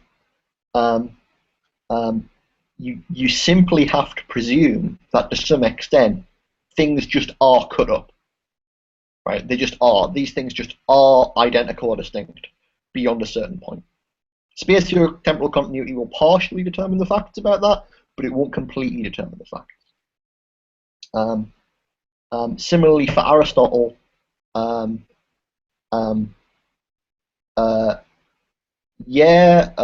sortals that things abound by, like the primary substances that the secondary substances that determine the primary substances, will determine what changes those things can't undergo without ceasing to exist. Right? So they'll give you some sufficient conditions for distinctness between things that seem to be spatiotemporally continuous, right? But they won't give you sufficient conditions for them being the things they are. This you simply have to assume that the world is, to some extent, just pre-cut up, and the need for that kind of primitive identity is precisely to shore up the individuation of the non-substances.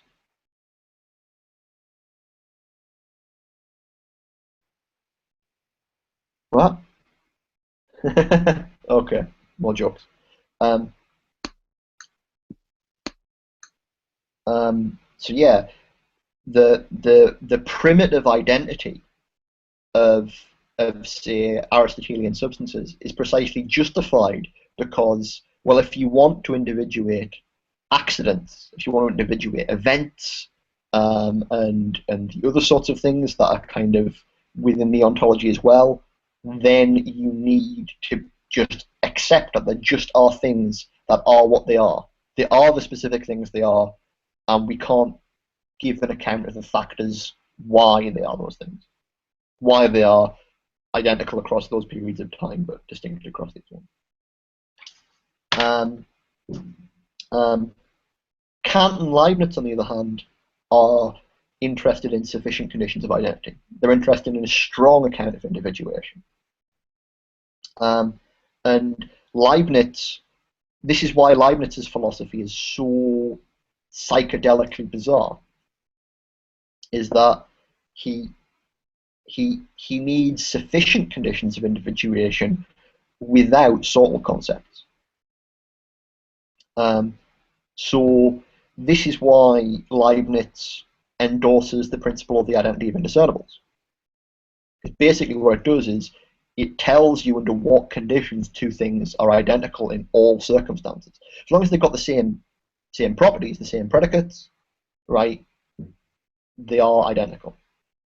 And what completely individuates anything is the infinite list of predicates that it, so, and again, I'll talk about this more in the third session, but basically for Leibniz, a monad can be defined purely by which of the complete set of possible predicates it has and which it doesn't have. To say you have a list of every possible predicate that could be applied to a monad, right? You say yes, no, yes, no, yes, no, whatever. Any sequence of yes, no's defines a monad. That's all a monad is. It is unique insofar as it has a unique set of predicates that belong to it. Whereas Kant famously objects to this from a kind of, well, basically it looks like from the epistemic side, insofar as on the one hand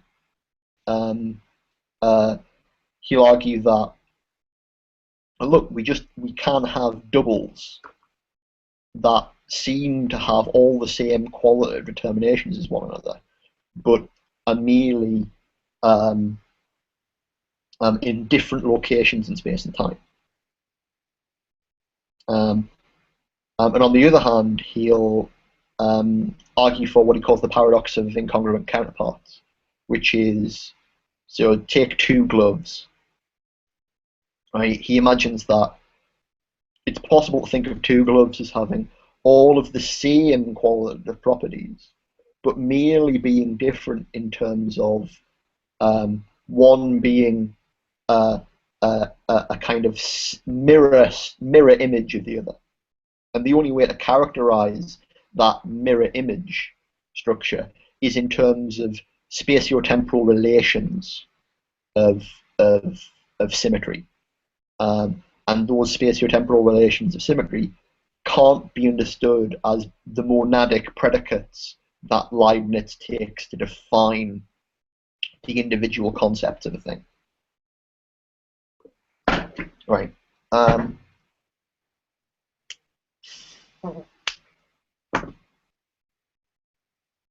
Okay.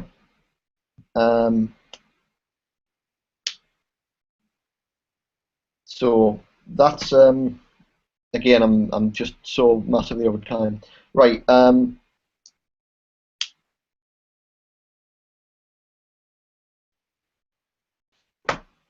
Let me say something really quick about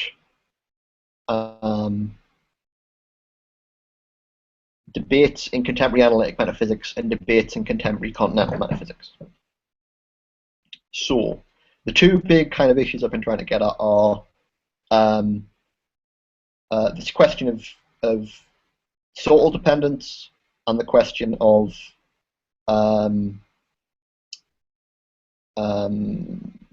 sort of primitive individuality. To what extent we should allow or disallow these things and how they interact.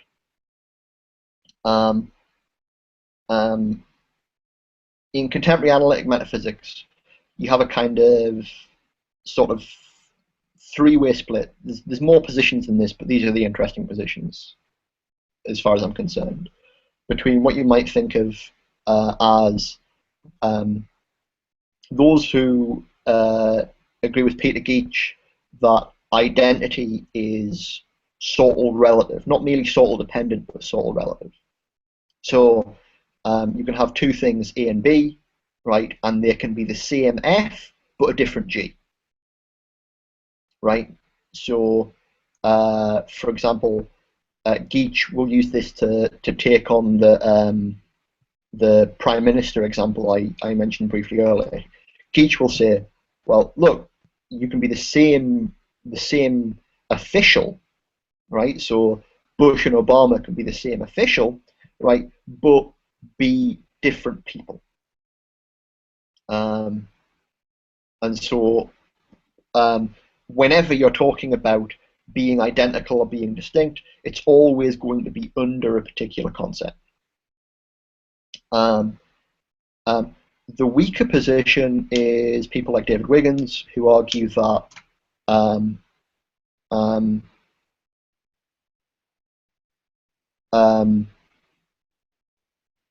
although identity is sortally dependent, which is to say it only makes sense to talk about, whether or not two people are identical or not, and not whether Caesar is identical to number 9, identity isn't relative. So you can, a good way to think about this is to see that actually what Geach's position does is to kind of straddle the aisle between sortal dependence and bare particularity. Because what he assumes is that you can talk about things just to court that can be the same F or different G's. It turns out that the things he's saying are relatively identical or distinct from one another, are not themselves sorted into different kinds. And this causes a bunch of problems. So the sort of slightly more natural view is just sortal dependence rather than sortal relativity, right? Which still allows identity to be absolute, even though it is restricted. Now the paradoxical thing about this view is that it allows that, say, this is the classic example, a statue and the lump of clay that the statue is made out of, it has to acknowledge that these are two different things that aren't identical. So they'll argue that the statue is composed or constituted by the lump of clay, but they aren't the same, even though they occupy the same space. And even worse, even if they occupied the same space and time completely, if they were created at the same time and destroyed at the same time, right, you'd still have to acknowledge that there were two different things, right? And so the third kind of view is basically the Neo-Lockean view that takes this consequence to be absurd and tries to sort of beef up the Lockean conception of bare particularity. It tries to come up with some way to think about what the principle of individuation of non-sorted individual things are, without having to bring sorts back in. And the way it tends to do this is in terms of thinking about things as causal unities. So this is what a guy called Michael Ayres, his position would be. He ends up saying that, well, things are just things that have causal coherence. So, like, he says, whether a thing is individuated or not is completely independent of any concepts we apply to it, and that this is true when someone drops a rock on your foot. You have no kind of conceptual control over whether that is a single thing or not. Its ability to crush your foot tells enough for its singularity. I don't want to go into that too much again, but I think Ayres' position is a good example of where implicit metaphysical assumptions start making their way back into the epistemic understanding of individuation. But basically, the important thing to bear in mind is just that certain kinds of Lockean views of there being primitive individuals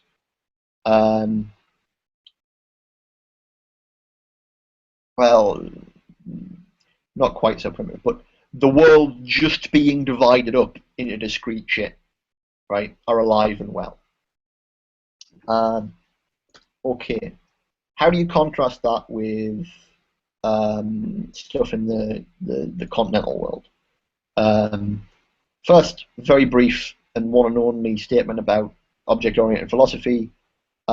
It just takes the weakest position on individuation you can possibly take. Pretty much, it just ends up being about pure hexaity, which is to say that, look, things just are discrete, and they are discrete regardless of what we think about them. We can't say anything about why, really. They just are. They just split up. There you are. So it's like the extreme case of primitive individuality, and it's incredibly extreme because it can't even appeal to the sorts of stuff that neo-Lockeans are trying to with regard to like causal unity and spatiotemporal continuity, because it wants to include numbers and fictional objects and all these things in its realm of individuals. Okay, the more interesting people in contemporary continental thought are Deleuze and Badiou. Why are they interesting? Well, the way to describe Deleuze's project, coming out of difference and repetition, is an attempt to think difference without identity. Which isn't to say to get rid of identity completely, but to refuse to subordinate difference to identity. And crucially, it's important there to distinguish between the concepts of difference and distinctness, right? Identity and distinctness are opposites, not identity and difference, right? So it's trying to think difference without, in fact, thinking it through distinctness. Okay, we could say more about that and how this relates to the notions of continuity and discreteness, but just put that to one side for now. Badiou, on the other hand, is trying to think multiplicity without unity. Right? He's trying to think multiplicity without having to assume that there are primitive individuals. Right? So the parallel between Deleuze and Badiou here is that they are precisely rejecting any notion of primitive individuality as the kind of basis for thinking about how we individuate everything else in the cosmos, right?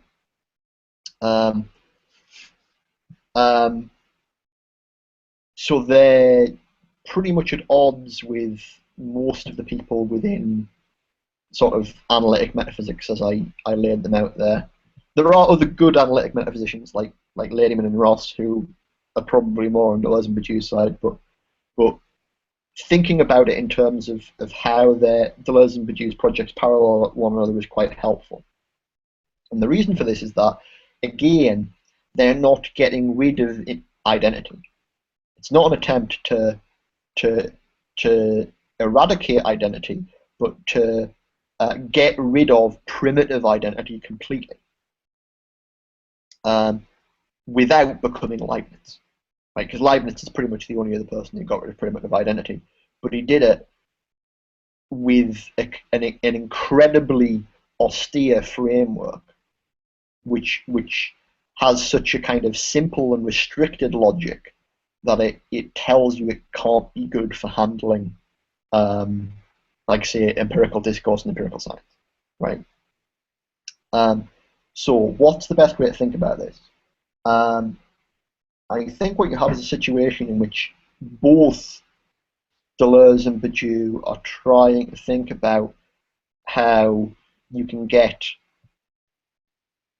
identity in a local context, but not in a without presuming it in a global context. They want kind of so if you think of the other half of Leibniz's law, which is one half is the identity of indiscernibles. Pretty much everybody disagrees with that. The other half of it is the indiscernibility of identicals. And that's the idea that if two things are identical, then they have the same properties, right? One way of looking at it would be to say, from a logical perspective, they're thinking about this as holding in local contexts in a similar way to what I was saying earlier about excluded middle and non-contradiction holding in local contexts of reasoning, right? The big difference between Deleuze and Bourdieu is that Bourdieu is sort of restricting himself to the logic here, insofar as he wants this logic read as the kind of logic of appearance, his account of phenomenology, to be applicable not just to, say, empirical science and empirical discourse, but to aesthetics and politics and all of the other stuff that we kind of tried to put to one side at the beginning.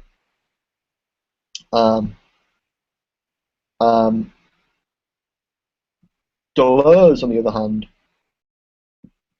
is trying to give an account of how these local contexts in which you get local discreteness are related globally through a kind of global continuity. So you get an idea of discreteness as being somehow local rather than global. And the way he has to do that is by restricting himself to causality and modality, precisely the sort of stuff that empirical discourse deals with, rather than allowing in a more kind of broad range of topics of discourse and sort of objects of those discourse. Okay, so what I'm trying to kind of do, and what I'm hoping to get to in the final session, is precisely to give some idea of what this sort of idea of local discreteness is and how it relates to the sorts of logical issues that emerge out of sortal dependency as opposed to bare particularity. Okay, right.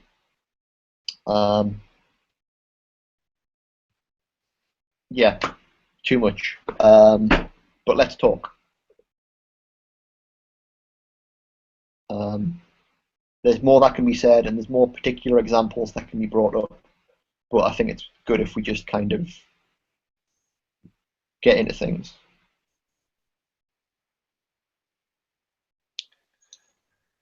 I have a comment about the Deleuze-Badiou distinction, because I found it interesting that you group them, and I think it makes a lot of sense. But of course, they disagree with each other radically in that, as far as I know, in The Logic of Worlds especially, and not to mention Badiou's book on Deleuze, he thinks of Deleuze as a thinker of the one, of unity and identity. And do you just do you think that that's of course Badiou means what he says seriously about Deleuze, but do you take them both to be thinkers of difference, so to speak?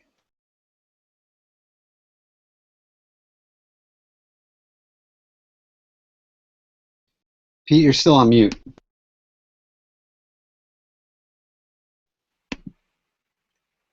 I think the difference between them, again, I chose my words quite specifically because their projects sort of overlap in this sort of localizing of identity in a certain sense, right?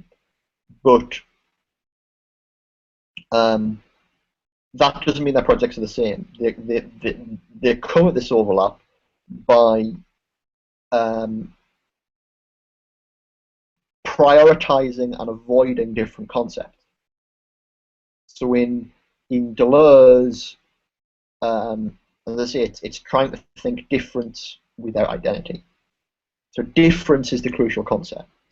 In Badiou, the crucial concept isn't difference but multiplicity.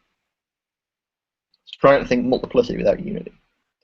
And this means that, like, if you want an account of difference, you're probably going to find it wanting. It's going to be wanting in Badiou. And perhaps if what you want is an account of multiplicity and discreteness, then that's what's missing in Deleuze. My own concerns are trying to show that actually the account of discreteness is in Deleuze and it makes sense and it's fine. And that's why I kind of sort of towards the end I said, well, really the other terms that are involved in thinking through what Deleuze is doing are continuity and discreteness. And some people associate continuity with homogeneity, sameness, and distinctness, and discreteness with difference. And Deleuze's project is really kind of building on the idea that this association is completely wrong. You can have continuous difference, and then showing how, nevertheless, out of this idea of sort of differentiated continuity, you can get something like discreteness. And of course, Badiou is going to be completely and utterly against this because he's going to say, look, you've got the one there, right? This originary continuity, that's the one, right? That's bad, right? I just think he's mistaken there. Not that there isn't a one in Deleuze. There is. He's just mistaken that that's like, the be all. That's bad. That's terrible. We can't have that. Reed's got a clarificatory question. Yeah, I might have just glazed over it when you were talking about it, but on your diagram of Aristotle and Locke and Kant and Leibniz, you have, I get the difference between sortal dependency and bare particularity. That's like the vertical axis, but the horizontal axis, it's weak and strong, but what is the weakness and the strength? What is strong and what is weak in them? I might have just missed you saying that, and you're still on mute. You're on mute. Individuation. Sorry, say that again. It's the account of conditions of identity. So the account of individuation.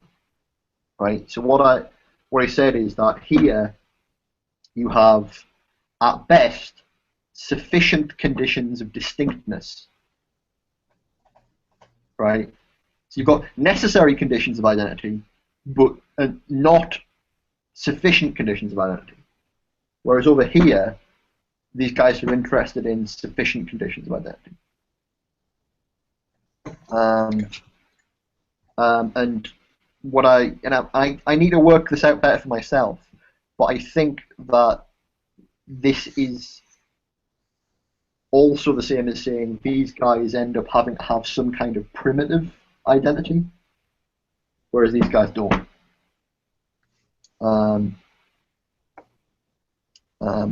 The kind of primitive identity they have is slightly different, but that's my my rough way of going about it. And it's not that either you've got primitive identity or you don't. There are various different kind of hoops you can go through. So I mean, what you'll find in analytic metaphysics is a lot of different ways of chasing your tail in an individuation. So one thing I didn't talk about was roughly the debate over what you might call constituent ontologies. Like what a particular is made of. Well,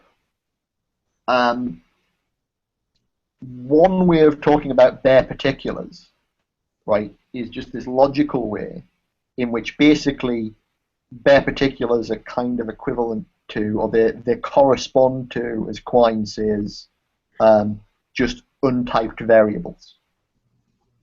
But in the more metaphysical literature, people start thinking of them as components of ordinary particulars. So they'd think that, well, like an ordinary particular, like my coffee cup, right, is a bare particular, right, which is a particular that just is the particular it is, right, but doesn't have any properties and a bunch of properties or a bunch of tropes, right? And the ordinary particular is like a mereological sum of the bare particular and the properties. So you end up explaining, well, what things are by positing other peculiar kinds of things that stand behind them and are combined to, like, in ways which aren't the same as the way in which the kind of concrete parts of the things are combined. And that's just one way of going about things. We have bundle theorists as opposed to the bare particular people who are like, no, the thing is nothing but the co-instantiation of various universals. Then you've got trope theorists who think that because tropes are like particular properties rather than universal properties. So like the particular like color of my whiteboard here, the particular white, which is unique to it and unlike any other white, right? And some people are like, well, this object is the object it is because it has the tropes it is. So it's individual because its tropes are individual, and like even worse, there's the way in which people define hexaetes is as the property of being identical to.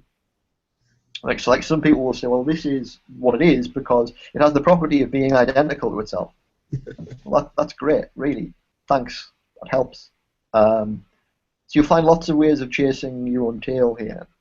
But not all kinds of primitive individuality are like that. And I think that like the Neo-Lockeans are a useful way of thinking about this because, at least Michael Ayres, I take him as sort of my paradigm Neo-Lockean, because he tries to fill out what a Lockean bare particular is more by appeal to a notion of causation and causal unity.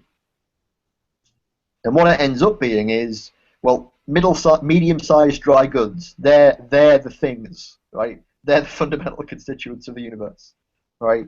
And when someone says that, you kind of know they've smuggled some stuff in somehow. But the process of smuggling is more interesting than the kind of spinning in circles that a lot of other people do. In fact, I mean,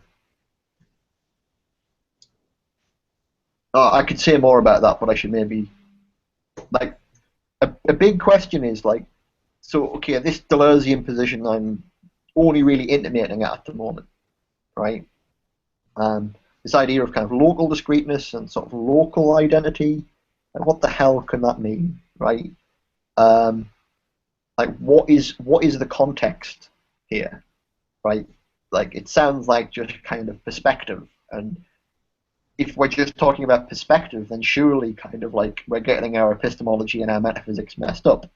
That's what like someone like Michael Ayres would be really angry about. Like, no, you can't make your metaphysics dependent upon like sort of epistemic issues such as what concepts you have. But what Ayres' position does is to essentially make the primary individuals of the world things that have a certain familiar causal coherency, right? But that causal coherency is entirely dependent upon the kinds of causal capacities we have, right? Like the thing that makes a bee an individual in Ayres' ontology, but a swarm of bees not an individual, is that the kinds of causal capacities one has are the wrong kinds of causal capacities, and what distinguishes that is the ways in which we interact with them. And what this says to me is it points back in the direction of what I was talking about with the wine glasses. That actually like what you can do within these contexts ends up having a big impact on the logic of individuation which is being deployed there. So the kind of local these local contexts in which you have sort of local discreteness, it's to do with the actual modal features of the systems of interacting processes and their qualities that are there. And this is the sort of Deleuzian position I want to try and get towards. But you can sort of see how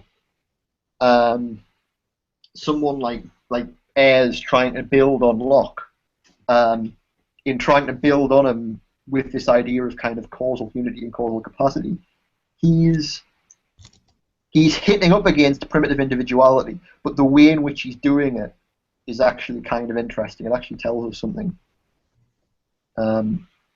Whereas spinning in a logical circle with tropes and hexaetes and their particulars doesn't really do much.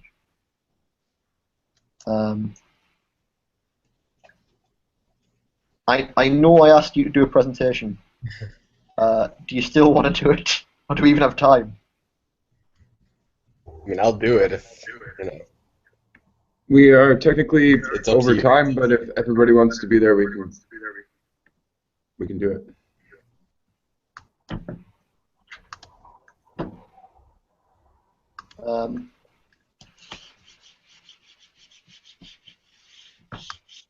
Do people want to hear what Reid has to say about individuation in Hegel? Because I think it'd be quite interesting here.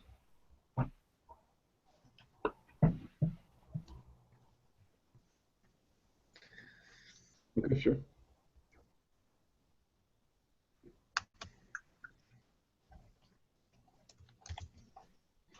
Pete, just so you know, I'm going to mute you because your microphone is echoing right now. Don't worry about it. When you need to speak, unmute.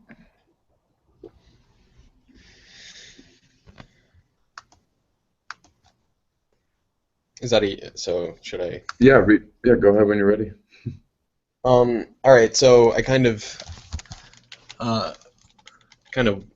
if I had been able to kind of hear this lecture first and then prepare in regards to it, I might have been able to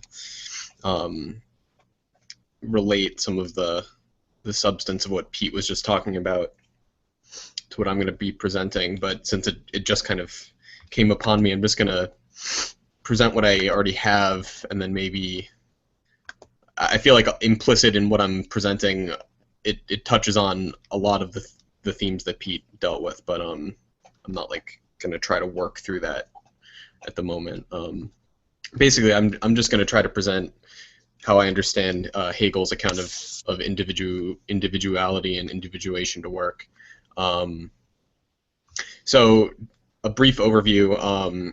So for Hegel, individuals are fundamentally moments of a dynamic whole, which is conceived as the movement of thought. Finite individuals don't have any reality as such on their own, but only as parts of this whole. But that being said, thought itself is understood fundamentally as the idea, which in Hegel's terminology means the concept that gives itself actuality. So the universals or concepts that thought deals in don't have reality on their own either if they don't manifest in individual instances, thereby becoming concrete universals. So it's not just that finite individuals don't have any existence on their own, but universals don't have existence on their own either. It's the movement that takes place between the two that gives both their reality. So if universals weren't concretely instantiated in individual instances, then they would just remain mere abstractions or potentials without actuality. And for Hegel, who's kind of fundamentally Aristotelian when it comes to the relationship between actuality and potentiality, ultimately potential without actuality is not metaphysically relevant.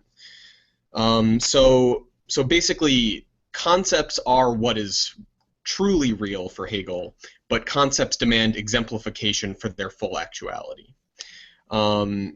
Hegel's metaphysics is thus a kind of reconciliation of Plato's thesis that forms or universals are more real than particulars, with Aristotle's insistence that forms actually only exist in particulars. So in a sense, Plato is Hegel's trying to mediate between Plato and Aristotle here, and he's trying to see Aristotle not as, in a sense, opposed to Plato, strictly speaking, but in a sense, making sense of what Plato thought in a way that Plato himself wasn't able to.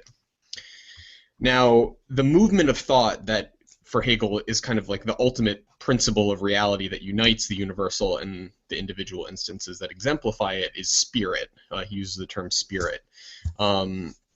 That spirit is the very movement of the idea actualizing itself.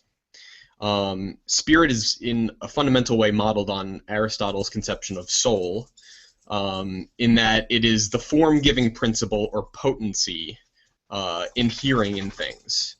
So to say that spirit posits itself means that, at least in part, it gives expression, embodiment, or actuality to itself, just as the form or essence of a living species does for Aristotle in a living organism.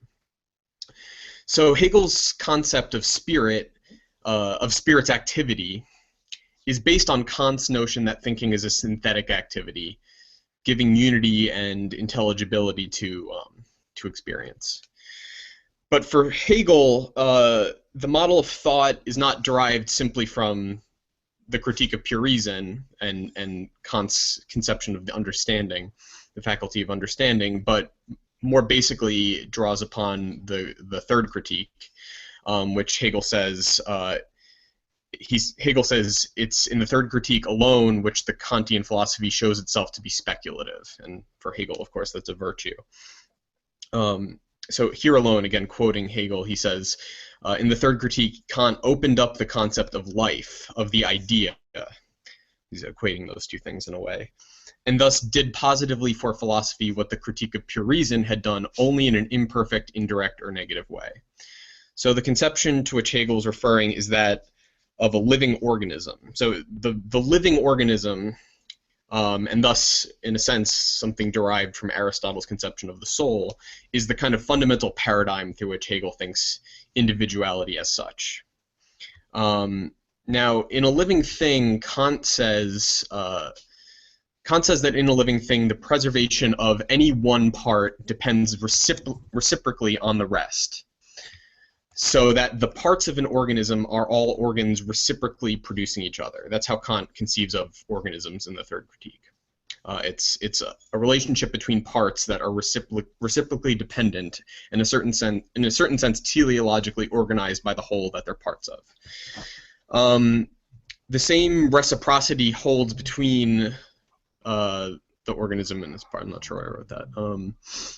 So for a thing to be an organism, quote, it is required first that its parts, as regards their existence and their form, should be possible only through their relation to the whole, and second, that parts should so combine in the unity of a whole that they are reciprocally cause and effect of each other's form, end quote.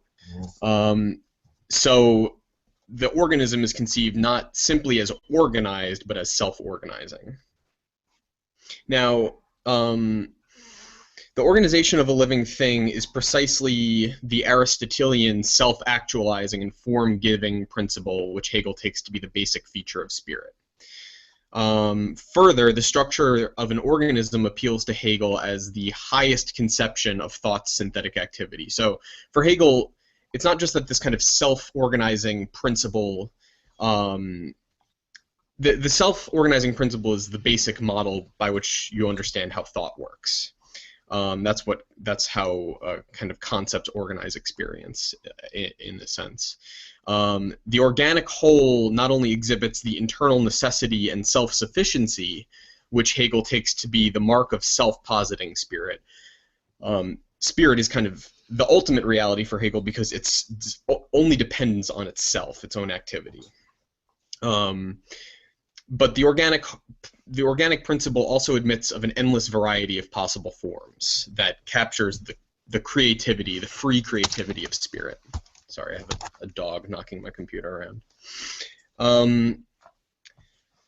Now, finally, Kant presents the notion of organic totality, or Kant's conception of organic totality here is well suited to express Hegel's idealist conviction that the source of the world's order is mental or spiritual, and his thesis that the highest fulfillment of spirit consists in comprehending the identity between itself and its objects, the objects that it posits. The parts of an organism, Kant says, quote, mutually depend on one another and thus produce a whole by their own causality, end quote. Yet he also says that, quote, conversely, the concept of the whole may be regarded as its cause according to a principle, and that the unity of the idea of the organism serves as the a priori determining ground of the form of its synthesis. So, since Kant treats natural purposiveness as a regulative principle, as opposed to a constitutive principle, brought to nature by our reflective judgment, he goes so far as to say that the idea which causes or grounds an organism resides in the mind of the knower, for whom it serves as the ground of knowledge of the systematic unity of the form and combination of all manifolds contained in a given material.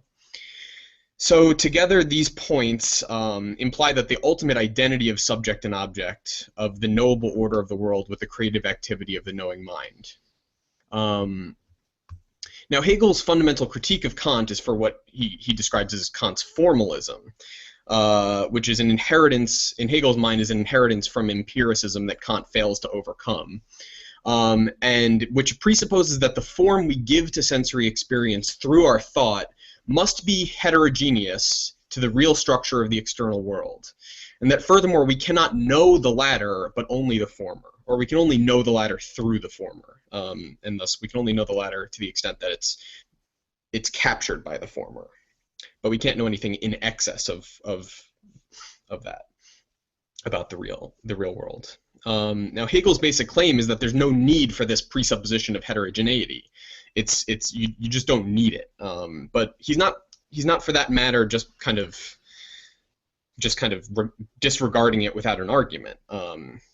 His point is to basically demonstrate that holding this presupposition that the form of thought and the form of the world are fundamentally heterogeneous.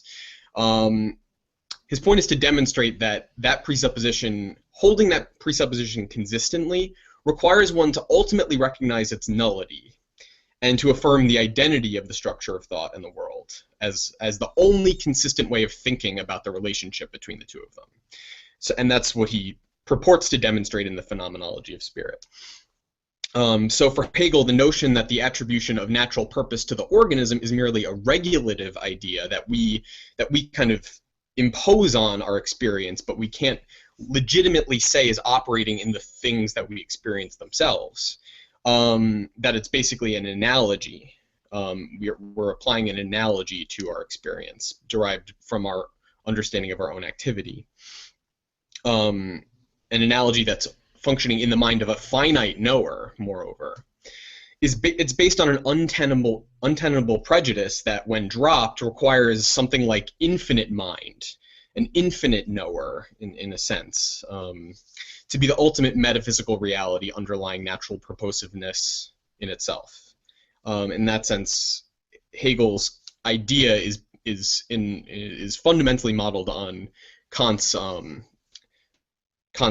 kind of repurposing of the idea of God, in both his theoretical and his practical philosophy.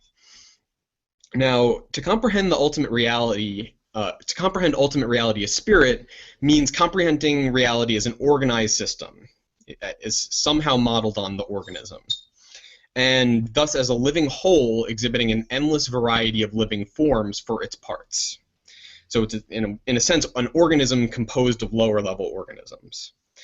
Now, since the ground of any organized being is its tendency to manifest and preserve a certain form, the type of explanation best suited to comprehending spirit and its manifestations is teleological explanation. So to comprehend reality as spirit is to show that it exists in order that the dialectic process of spirit must be to explain its existence through spirit's tendency to fulfill itself. So in a certain sense, the concepts that are exemplified in individuals are the telos that define the individuation of those entities as such. So in other words, Hegel sees reality as structured organically and developmentally. Things display essential natures when they are seen as organized systems or wholes, and as elements of larger systems or wholes. These systems are characterized by tendencies not only to self-harmony and self-maintenance, a kind of Spinozan conatus, but also to development, both in temporal and hierarchical terms.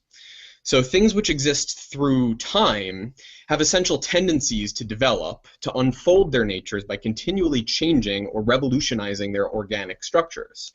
And organic structures themselves display a hierarchy that develops or unfolds a certain abstract essence or a basic principle towards full concreteness. So things both tend to develop not just a stable identity, but a kind of dynamic identity over time. But out of this development, we also get the development of kind of more highly developed structures on the basis of less developed structures. That the higher developed structures kind of encompassing the lower level as parts.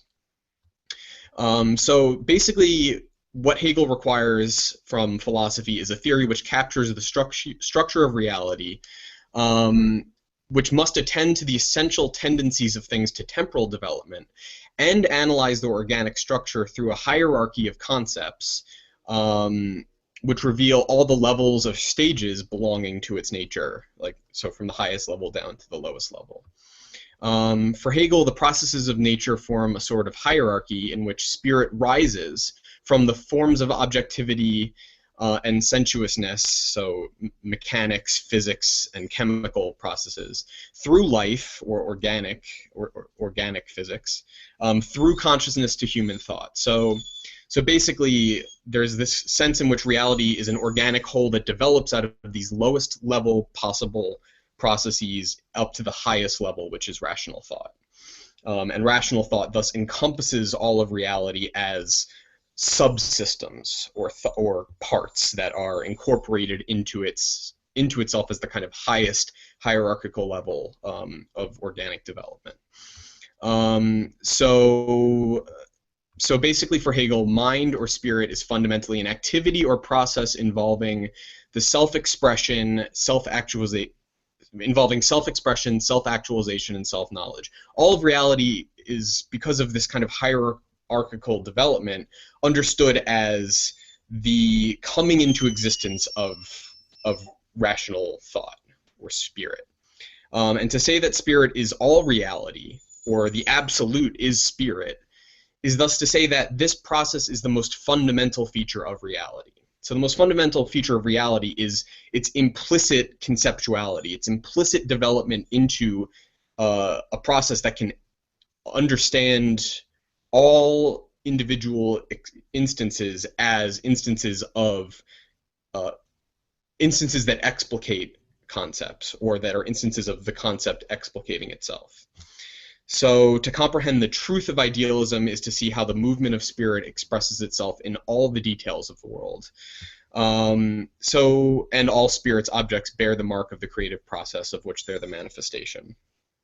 So just to summarize really quickly, basically for Hegel, individuals are instances of concepts that of the concept actualizing itself, and all of reality should be understood in terms of this process through which the concept individuates itself, but then kind of surpasses its own individuation in the process of overcoming the limits of a particular kind of individuality and rising into a higher kind of systemic level, or a higher level of organic development. I hope that made sense. It was kind of tightly coiled up, and I'm sure it like kind of meshed with some of the themes Pete was talking about, but I don't know if I'm competent to explain all of that right now. So that's what I had. It wouldn't be Hegel if it wasn't tightly coiled up, I don't think. I just want to comment. I think, in a sense, and you can correct me if you think I'm wrong on this, Pete, but I think that what Hegel's trying to get at is something similar to what Deleuze is trying to get at, but the kind of overarching process through which individuals are constituted in Hegel is understood on the model of conceptual thought, where Deleuze is very resistant to this kind of reduction. And for Deleuze, that amounts to a kind of reinstatement of this primitive identity, whereas Hegel doesn't seem to have that kind of concern on his horizon. So I think one of the reasons Deleuze is so vehemently, at least in the earlier work, so vehemently opposed to Hegel is because he sees Hegel as going down a similar kind of path, but that he wants to go down, but nonetheless coming up with the very thing that Deleuze wants to get away from by going down that path. So I don't know. That's just a thought. I think that's right, and I think I think if we were to just kind of put it in one phrase, it would be concrete universality. Yeah, definitely. I think they both want concrete universality, and that's what sort of escapes the classical nexus of positions surrounding like Aristotle, Leibniz, Kant, Locke, and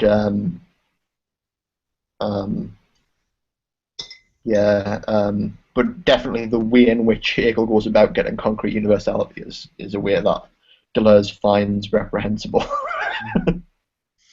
Although, I mean, by what is philosophy, he actually has some somewhat tender things to say about Hegel.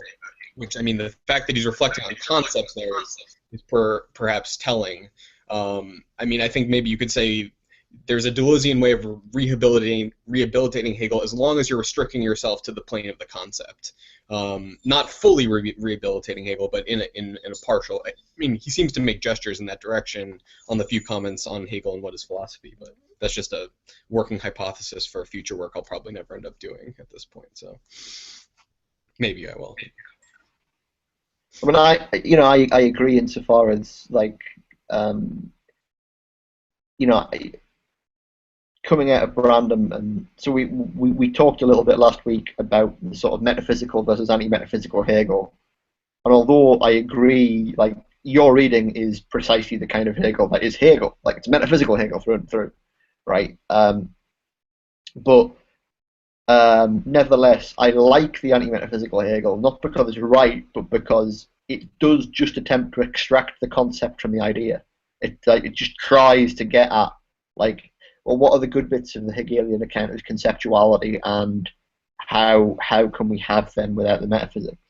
And what I do is to sort of go, well, that's quite good. Let's have that, and then let's see how we do metaphysics otherwise. So, yeah, a dialectical treatment of metaphysical versus non-metaphysical Hegel. I like that. I'm just curious, is Zizek's Hegel a metaphysical or anti-metaphysical? If anyone is familiar with Zizek's account. I'm not super familiar with it, but I know he's super Hegelian.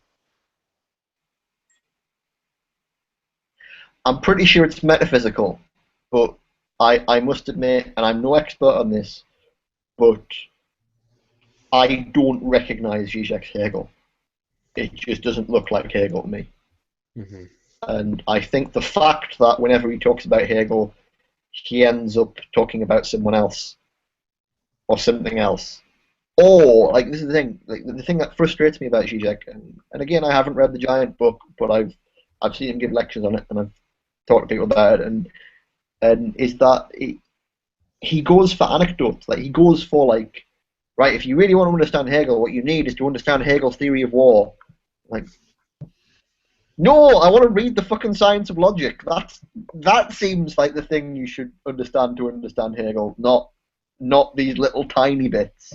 Like, don't. It's like this. I suppose it's a classic psychoanalytic reading, looking for, like, the symptom of whatever it is the deeper thing is, when, you know, the trees, the wood is staring you in the face. It's a giant 600-page book. Yeah. So. Cool. I think it's worth looking at Adrian Johnson's project, which I don't think it's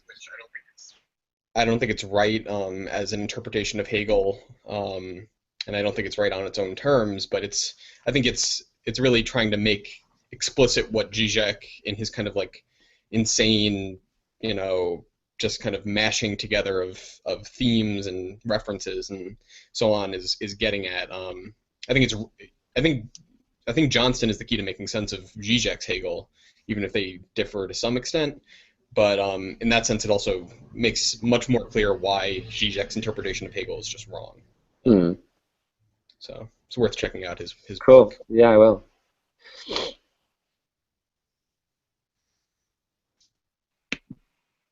Right, I've just got one last thing I'd like to say, and then I think I can let everybody go. Sorry for keeping you over time. But that was a great presentation by Reed, so I just realised that, I mean, there's many things I didn't get to, and this is always my problem, but I talked briefly about the two halves of Leibniz's law, which is the identity of indiscernibles and the indiscernibility of identicals. Almost everybody agrees the identity of indiscernibles doesn't work, but as I say, like, it defines perhaps the strongest take on identity and individuation you can have while retaining some kind of notion of bare particularity, right? What I didn't mention is that although everybody seems to agree that the indiscernibility of identicals holds, which is to say it pretty much defines how we use identity in logic, i.e. if A equals B, then you can substitute B for A in any context, which means if you have a sentence like FA, you get FB, right? And that means that whatever properties you take F to have, you take P to have, right? So if they're identical, they have the same properties, right? This seems so kind of obvious, and yet pretty much everybody who tries to deal with it within the context of sort of real objects, by which I mean sort of the kinds of things that science deals with, and the sorts of things that substance theorists try to deal with, spatiotemporally located, persistent objects or processes or whatever. As soon as you try and deal with these things, you run up against issues, and a lot of people pretend that those issues aren't there or that they can be ignored. But the issues basically are, so just take the example of a kitten that grows up to a cat, right? Okay, so the kitten, when it is a kitten, is, you know, fits in a shoebox. When it's a cat, it doesn't fit in a shoebox, right? Those are two, like, properties that they seem to have, right? But if the kitten is the cat, surely the cat should have the property of fitting in the shoebox, right? Like, it should have all the properties that the kitten had if they're identical, right? So how is it that you're supposed to interpret the indiscernibility of identicals if what you have are things that can change? Right? As soon as you allow things that can change between contexts, then you've got a problem. And as I say, there are various different ways of getting around it. One, for instance, is just to say, well, all properties are just properties at a time. So, like, the cat still has the property of when it was a kitten, it fitted in a shoebox, right? So instead of having property simplicity, you have properties in indexed to time. The other ways you can go about things is trying to differentiate between types of properties, like those that must remain constant for the thing to be them, then it has to keep them. And if it doesn't keep them, it ceases to be the thing it is. So there are various different ways in which to deal with this. But the important point is just that as soon as you start allowing for things that change between contexts, you start having to complicate the logic, right? That you can't have that nice, neat, bare logic that Leibniz is perfectly happy with, right? And how you deal with that is what we're going to talk about next week and the week after that. Basically, modality is where you start dealing with these issues, because that's how you deal with shifts between contexts, but they're hard.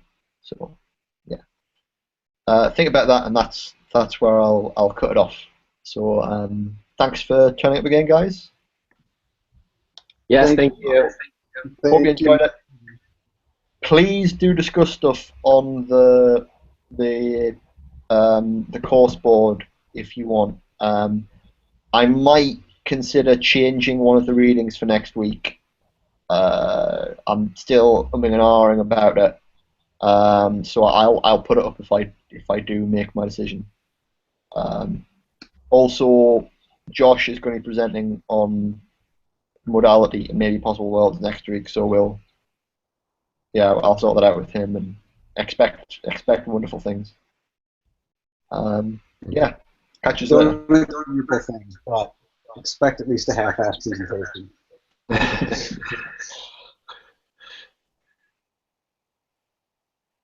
Great. Right, I think we. All right, thank you. Thank you. Thank you.